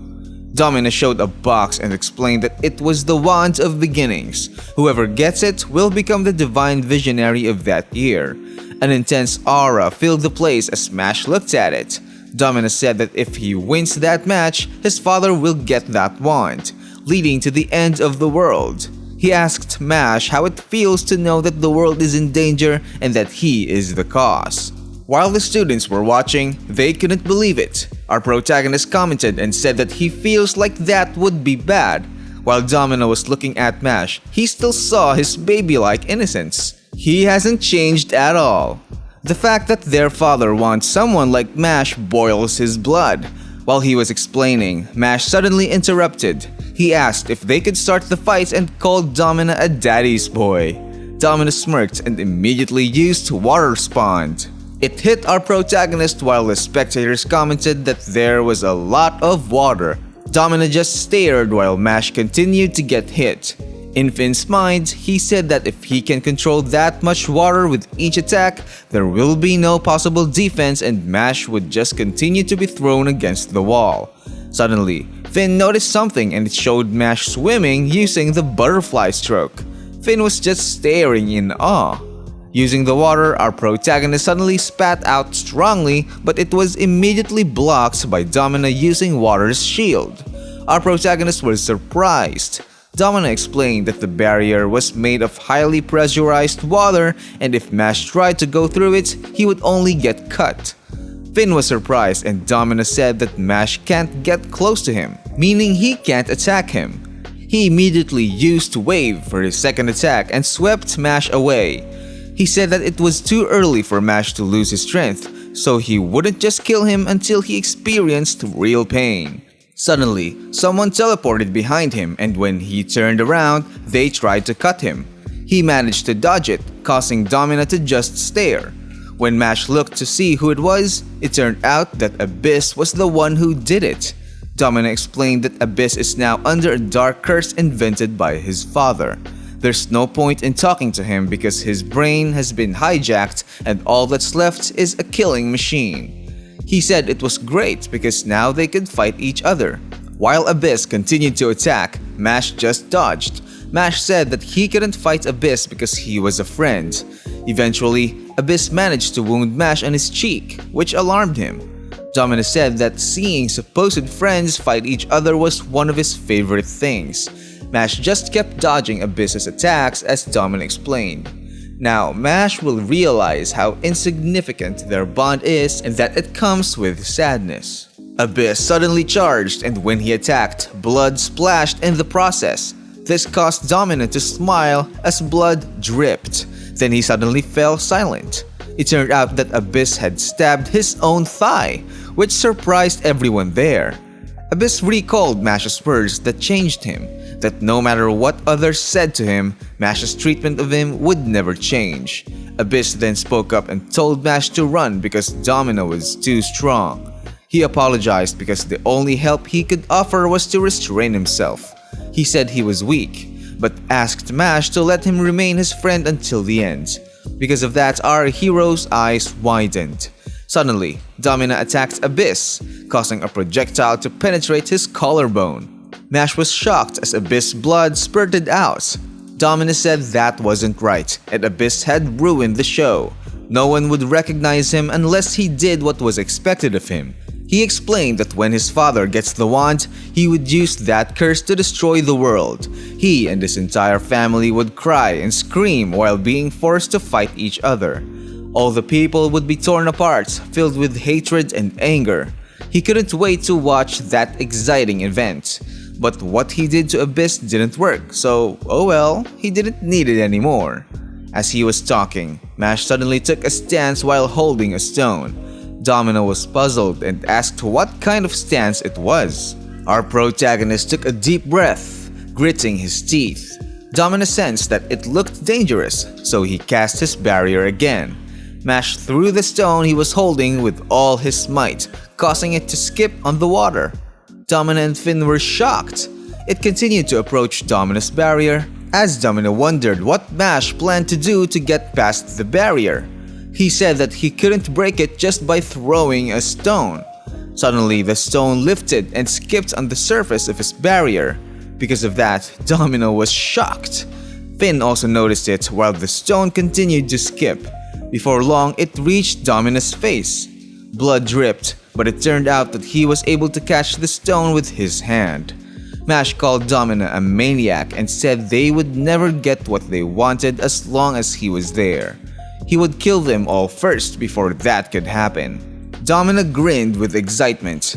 Domina lowered his magic again and the place was once again enveloped by an intense aura. Finn commented to himself that Domina was controlling one of the 4 classical elements, water magic.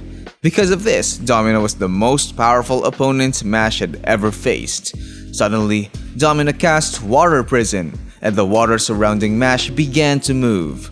Mash was engulfed by water, forming a large sphere around him, akin to an avatar. Finn was alarmed. While inside the water, Mash decided to try swimming to escape. As this happened, Domina could only laugh. Mash continued trying to swim, but the water in the sphere just kept spinning. Domina explained that the water inside the cage flowed in the opposite direction to his movements, meaning Mash would always be swimming against the currents, making escape impossible. Mash tried to speak while underwater, resulting in muffled, incomprehensible sounds. This irritated Domina, who was surprised that Mash could still make jokes in such a situation. Angry, Domina used his second magic. He cast Water Second, 1000 Archerfish, sending many spikes of water towards our protagonist. Finn was surprised that he used it so early and there were so many of them, suggesting Mash wouldn't be able to dodge them. Domina explained that these were high-powered jets of water, and inside the escape-proof cage, the only option for Mash was to be pierced by them. As Domina's attack approached, Mash put his hands together. Mash then squeezed his hands together with extraordinary force. This caused water similar to Domina's attack to be released. Domina couldn't believe it as Mash used it to counter his attack. While in disbelief, a projectile headed towards Domina's face, but he was quick to dodge it. Nevertheless, Mash followed up with a solid punch to his face that left Domina stunned. As Domina reeled, he still couldn't believe what had happened. Mash taunted him, saying that he didn't seem that strong after all. Domina still couldn't believe that his second spell had been so easily defeated. He overthought and worried that because of this, their father wouldn't like him anymore. Mash, confused, wondered what was happening. Domina, in a fit of rage, shouted that this wasn't right. The water surrounding him rose due to the extraordinary aura he was emitting. He summoned the power of his wand, Poseidon, the god of water, and his wand transformed into a trident. He shouted that he and their father had a strong connection and that he had given everything for it. Meanwhile, he accused Mash of wasting time on friendships and other worthless things. After that, Domina disappeared into the water, leaving our protagonist dumbfounded. Suddenly, he emerged behind Mash, stating that he deserved to be happier than him. He immediately used Trident Rain and bombarded Mash with attacks. Our protagonist was caught off guard. As a counterattack, Mash used Deltoid Magic, Barbarian Punch, and punched Domina in the face with incredible strength. Because of this, a huge impact rippled through the area, causing the water to shift. Meanwhile, at Innocent Zero's base, he sensed something. He sensed that Domina was angered and explained that he could use the power of Poseidon as if it were a natural disaster. When his calm demeanor is removed, his original power is unleashed. He won't stop until he has killed everyone around him. Even he, Innocent Zero, has no way to calm Domina's rage. And Mash, who doesn't have any magic, surely doesn't stand a chance against him. While Innocent Zero was explaining this, our protagonist appeared to have been stabbed by Domina. Furious, Domina declared that his love for their father was genuine, and it was Mash's love for his friends and family that was truly fake. When he withdrew his trident from Mash's body, he noticed something. His weapon seemed to have been cut in half, and suddenly something stabbed into his thigh. He couldn't believe that Mash had managed to cut his trident and stab him in the thigh with it. This infuriated Domina. Mash taunted him, asking what he would say to his daddy if he lost. In the end, Domina was irritated and shouted that he would kill our protagonist. We turn to an explanation of Third's magic. This is said to be the ultimate magic. Among the few triple liners among millions of people, only a few of them can command this ultra-high level magic. The use of Thirds is rare even among divine Visionaries. Those who can manifest this magic are surely to be inscribed in history. Because the magic of Thirds itself is a miracle. something that you can call the power of the gods. As this is being explained, Domina and Mash's battle continues. Mash is rather audacious to tease Domina about his relationship with his father. It seemed that Mash really wants Domina to use his full power on him to crush him. Domina suddenly plunged his wand into the water, which caused the water there to whirl around. Mash wondered what was happening. Domina's wand finally sunk and he cast his third spell, Third Waters, Poseidon's Angus Inclination. It summoned a creature resembling Poseidon in front of him. Mash asked what he was doing this time. Domina suddenly moved behind him and said that Mash should show how he would prevent the end of the world. Domina quickly attacked, saying he would prove that he is the only one worthy of their father's recognition. Mash was amazed by this and said that Domina truly lives in his own world. As Domina thrust his trident, Mash managed to grab it and Finn realized that Mash deliberately let himself be hit by the attack so he could reach Domina. Mash's fist slowly approached Domina and in the end, he managed to hit him in the face with extraordinary strength, but it seemed to cause a massive splashing of water. Finn noticed that Mash had caught Domina, but the water got in the way. Meanwhile, Mash was shown wondering about the situation and saw that Domina's face had turned into water. Domina's head regenerated and he explained that this is the power of a god and that he is now untouchable. Finn was incredibly shocked and wondered how Mash would win. Domina added that since he has now activated his thirds, Poseidon has turned him into water. And he is known for being a hothead. He gets angry when his body is hit, and if it gets angered 3 times, Mash would feel the wrath of its intense anger. Domina attacked again, stating that no one would be able to match that level of power. He said Trident Rain, and it solidly hit our protagonist. Mash tried to punch Domina again, but the same thing happened as before. That punch just increased Poseidon's anger. Finn was worried and said it was dangerous. The only way to stop Domina's attack was to attack as well. But if Mash does that, it would increase Poseidon's anger. He was so worried while thinking that Mash can't do anything anymore. Suddenly, Mash used hamstring magic while facing Poseidon. He took a deep breath and cast Bing Bang Dash, trying to attack Poseidon with it. Finn was surprised. Mash just passed through Poseidon and Domina said that that wouldn't work. Poseidon returned to normal, so Mash and Finn just stared. Domina explained that he can't stop Poseidon unless Mash defeats him first. Mash is said to be caught in an endless loop, so he is defeated. Suddenly, the water where Mash was standing rose, causing him to be thrown off. Poseidon's anger increased and Domina explained that Mash hit him when he crouched earlier, so that was his third strike. Finn got so nervous and said that in Mash's position in the air, he would not be able to move properly. Domina screamed, saying that Poseidon's anger would cause the destruction of everything, marking its end. The chain of Poseidon's body was broken and Domina used Angus Roar. Poseidon released a huge projectile from his chest towards our protagonist. It hit, causing a massive explosion. After the scattered water calmed down, Mash was shown to be severely injured. Finn then said that he had never seen Mash take such a one-sided beating before. Domina laughed and said that Mash could now see why gods were feared and admired by their believers. Their power is beyond anything a human could reach. Magic users are believed to be descendants of the gods, so a magicless human like Mash would never have enough strength to defeat a god. While explaining, he suddenly felt many impacts on his body. Domina was surprised and wondered what happened. He thought it might be Mash's doing. Mash suddenly spoke and said that Regrow told him never to do it, but it seemed like he has no other choice. Domina became worried and Mash, emanating an intense aura, said that it was time to unleash his full power. We are now shown the times when Regrow spoke to Mash. Regrow gave him a bracelet and explained that it was a very heavy object. He said that Mash's muscles were out of control, so he should wear it to suppress his extraordinary power. He should never remove it unless it's really necessary, because if he just removes it, it would be dangerous. We go back to Mash saying that it's time to show his full power.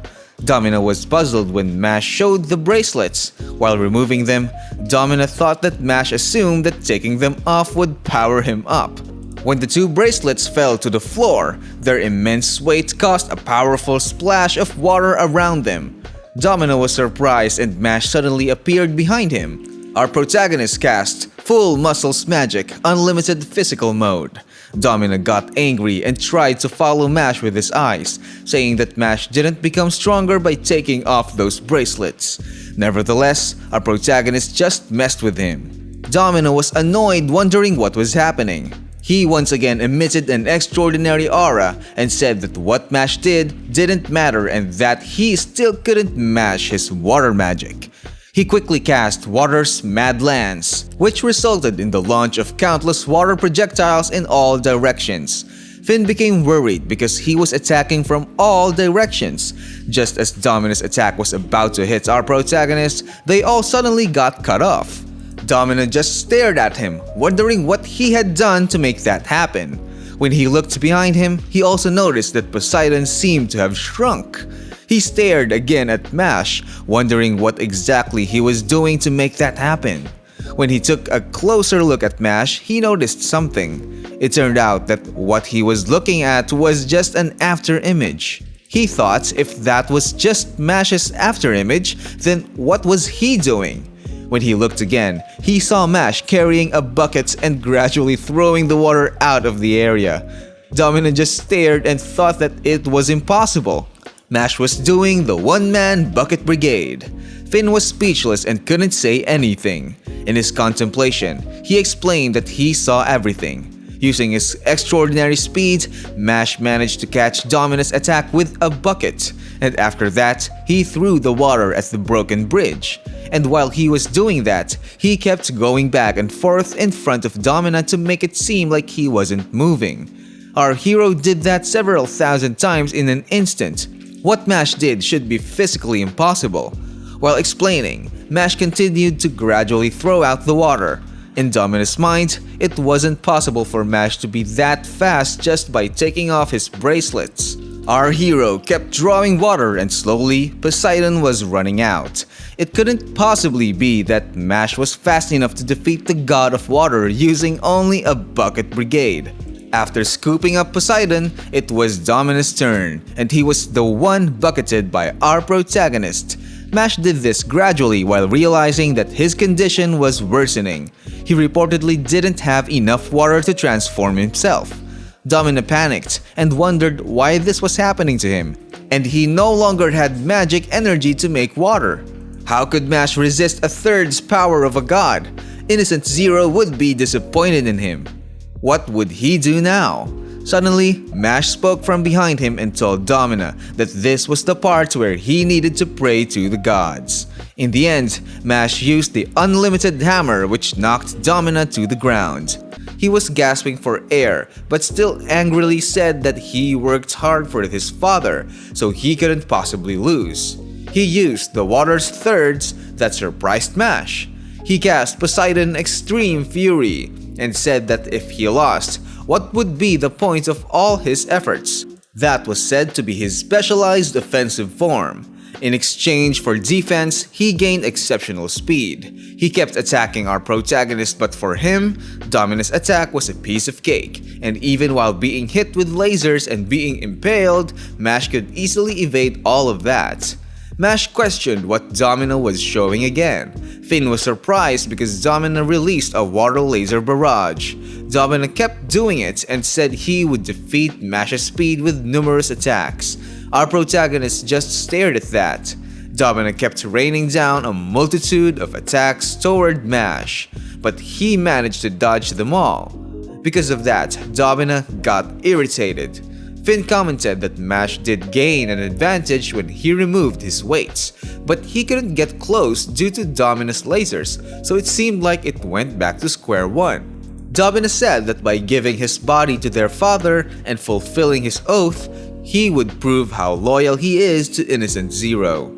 Mash questioned, wasn't that a bit extreme? He loudly said that Mash was wrong, and that was what he wanted. He said he respects their father more than anything. He said he didn't want anything more than to be noticed by him and to be recognized, even just a little. That was the reason why he was alive, and he would do everything for it. Mash had nothing to say while staring at him. Domina questioned why Mash looked like that, and our protagonist explained that, their relationship was too complicated if it depended on him giving everything to his father. Domina got angry and asked if Mash thought he was wrong. Did he think it was wrong to exhaust himself for his father? Mash explained that his father didn't fail to love him even though he didn't have magic. Because of that, Domina was hit and explained that no one would love you just because you exist. Regrow wasn't Mash's real family. They weren't related by blood, so he would disown him when necessary. He pulled out 5 star keys and immediately inserted them into the treasure chest. As the chest was lifted, Mash was surprised. Domina took the Wand of Beginnings and said it was now his. Through its magic power, he would prove that Mash was wrong. Mash commented and said, "Hey, that's not what we talked about." Domina released an extraordinary aura all around. Now that he had the wand, he had surpassed Mash's power. Because of that, Finn became nervous. Domina released a multitude of circles that spewed projectiles all around our protagonist. Domina explained that he did everything Innocent Zero asked for him to love him. It was clear that he was the one deserving of his father's love, so he would kill them all to prove this. That was the end for Mash as he prepared to attack. Suddenly, our protagonist said that Domina was wrong because as long as he was there, it wouldn't end there. Our protagonist took a swing and forcefully stomped his foot, causing the floor to break. Mash used unlimited biceps magic, punch squared. Domina was puzzled by the name, and then Mash suddenly punched him twice with extraordinary speed. While vomiting blood, Domina thought that each punch was as heavy as a bag of iron. Our protagonist followed up his attack with 4 simultaneous punches, causing Domina to vomit blood again.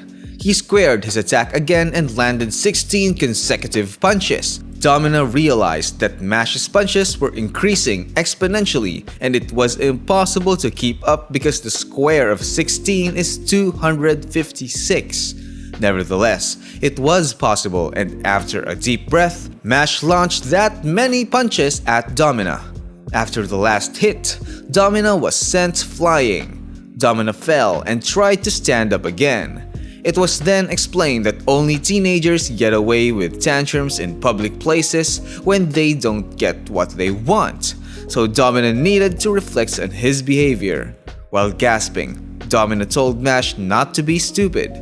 He had lasted longer and withstood all that Mash had done. He laughed and said that the fight was his. He had proven that Mash was wrong and he was right. His love for his father was real and Mash was full of lies. Mash suddenly spoke and said 65,566, which made Domina confused. Mash repeated his statement, 65,536, and Domina was left speechless. After that, Mash rained a multitude of punches on Domina that shook his entire world. In the next scene, it showed Domina's past and how he formed that kind of relationship with Innocent Zero. He was spoken to and told that he should always be useful to him, and that was his purpose in life. Those were his father's words to him. He could barely remember the times when he was not alone in a room that looked more like a cage.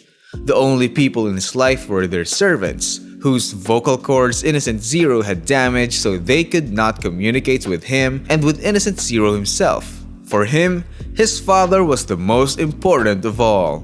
He was transformed into a person who would meet Innocent Zero's expectations and he would dirty his hands for him whenever he asked. At first, he was against it, but every time Innocent Zero told him, "I need you. Besides the two of us, you can take down anyone in front of you. You are everything to me. When you are happy, I am happy too." He was so happy when his father said that. He was needed and he had a purpose.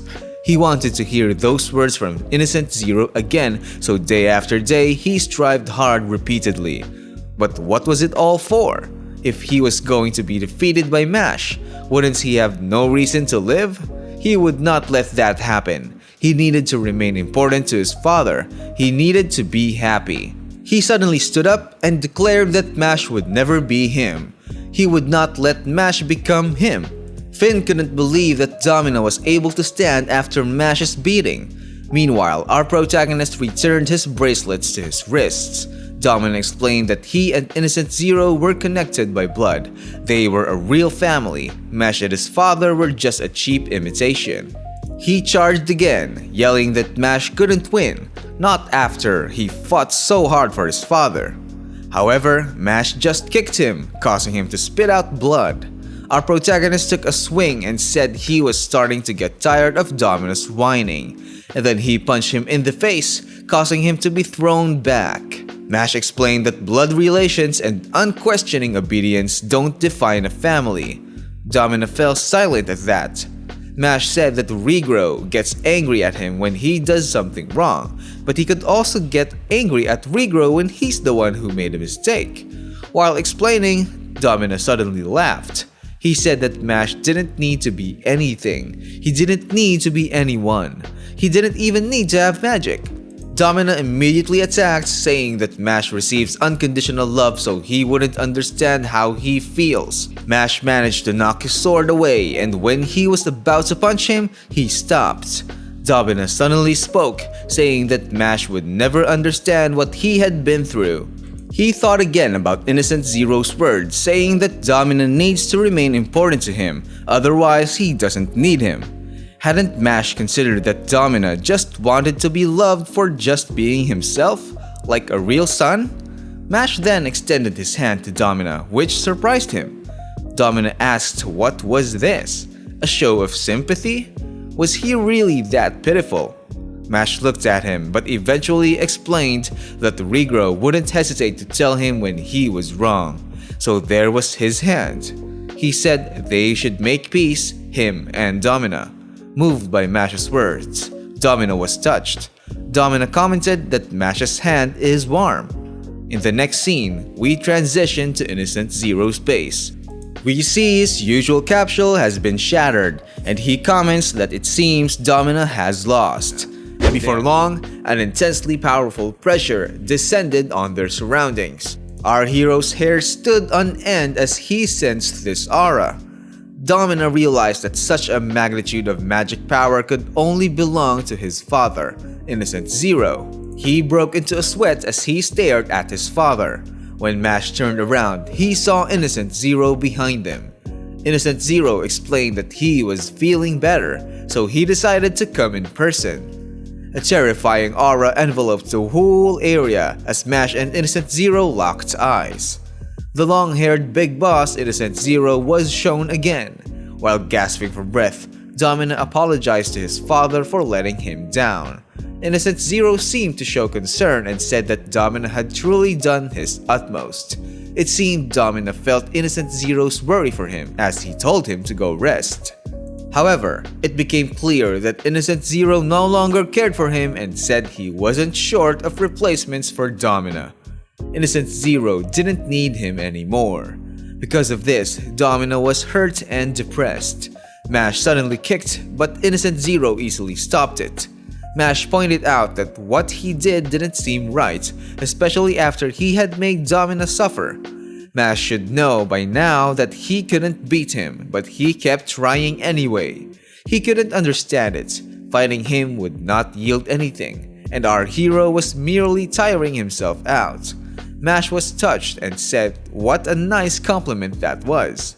When Innocent Zero pointed out that he was calling him an idiot, he felt depressed. Innocent Zero explained that the desire of all living beings is continuation.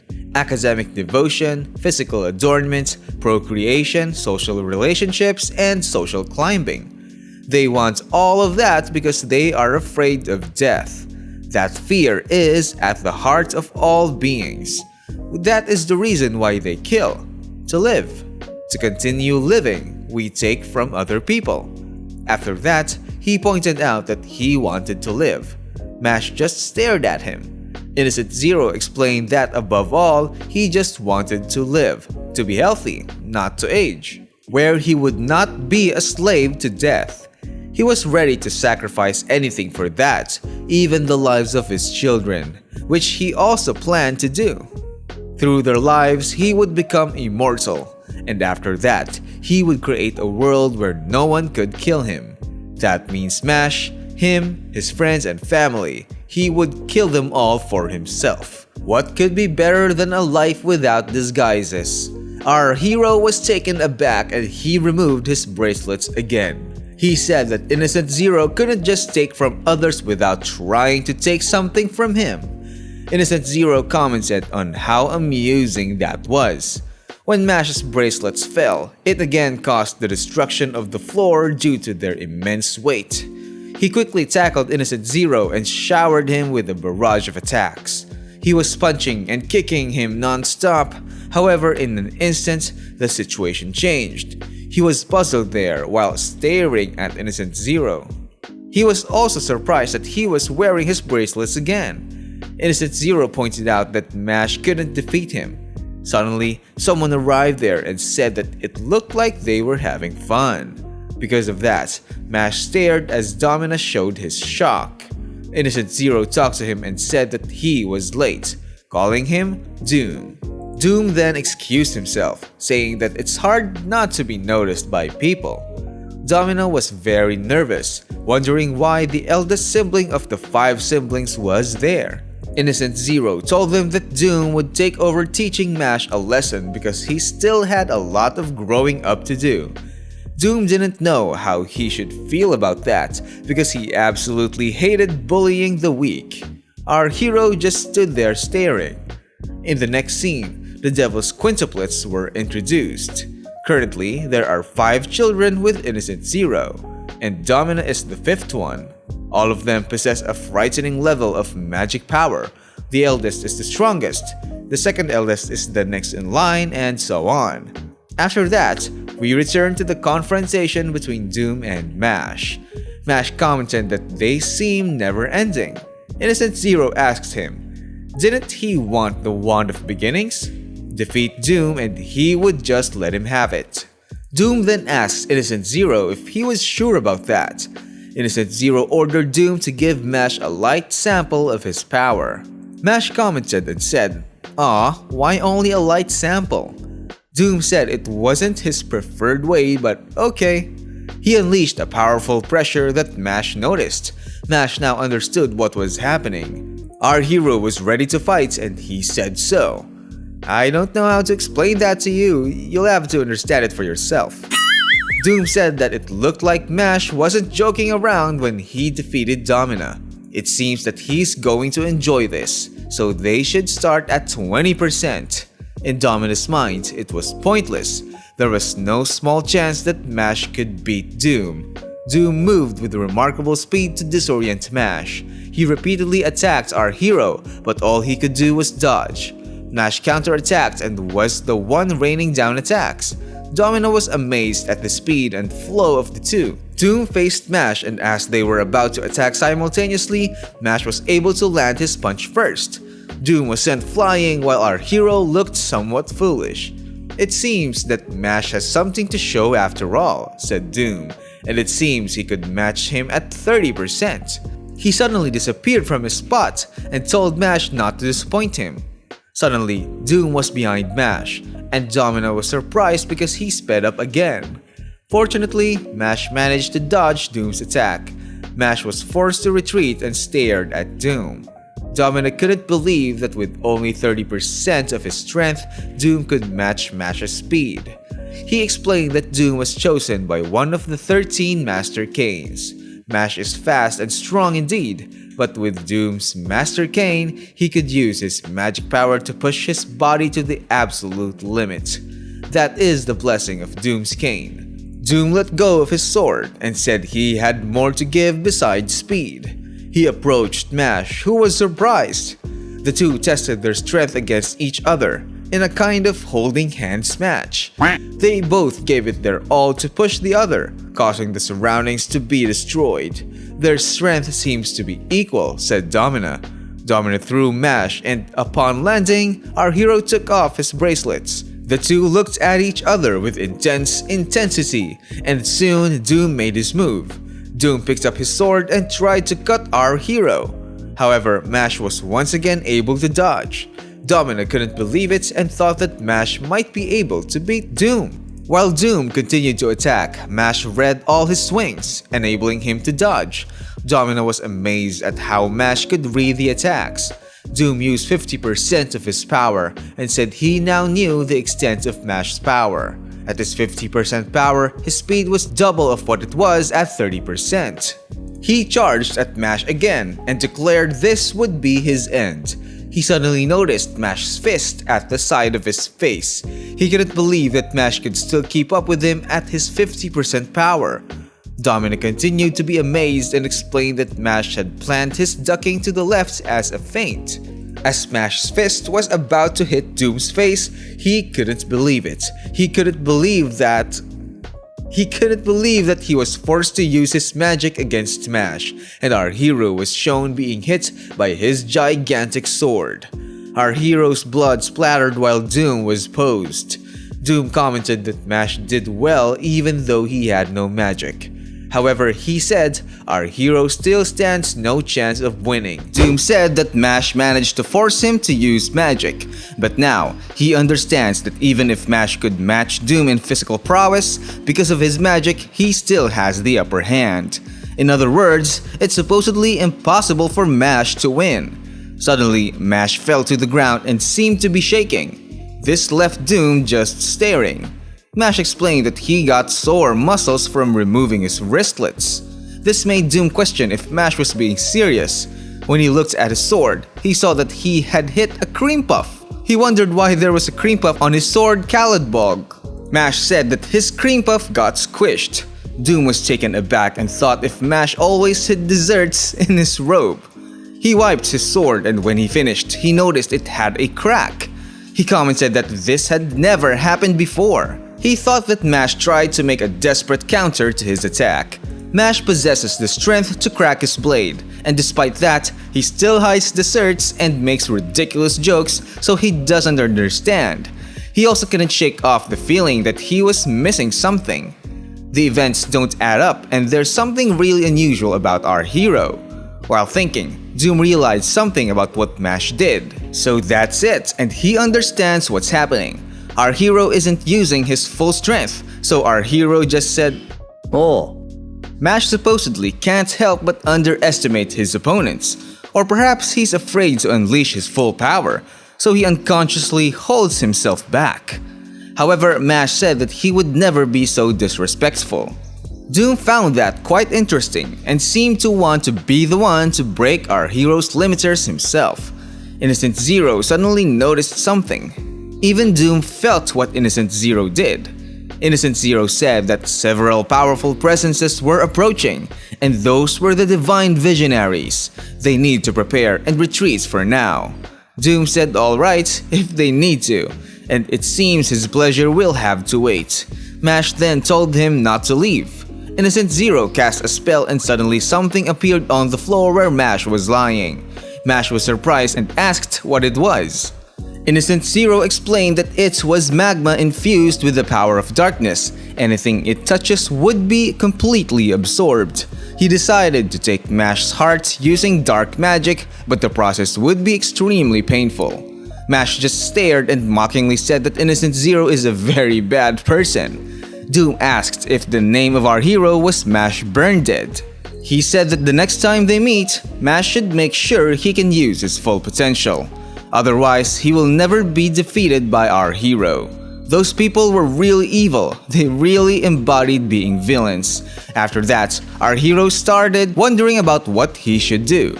The magma splashed next to him and instantly melted the floor. Mash said that he needs to move. When he tried to move, his body couldn't handle it, so he immediately stopped moving and began to cry because he didn't know what to do. Our protagonist remarked that since he couldn't move, it meant he was going to be consumed by that dark magma. Sometimes, he said, we just have to lie down and accept our fate. The magma next to him erupted violently, and Mash spoke his last words, thanking his friends and asking for forgiveness. Suddenly, he was lifted by Domina, who was then struck by the splattering dark lava.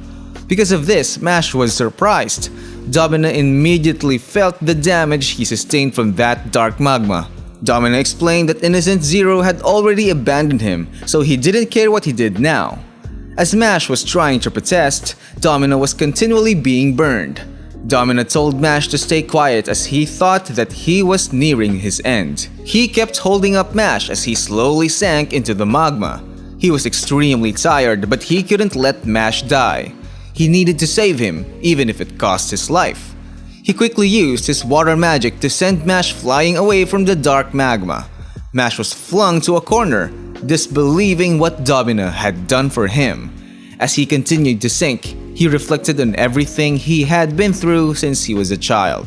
He dirtied his hands for Innocent Zero, but for him, he was just a tool. In a world where he was alone, where no one loved him, he felt worthless. Even less than worthless, but despite that, Mash still held his hand. That was the first time he felt warmth from another. He was happy that he met Mash before his end.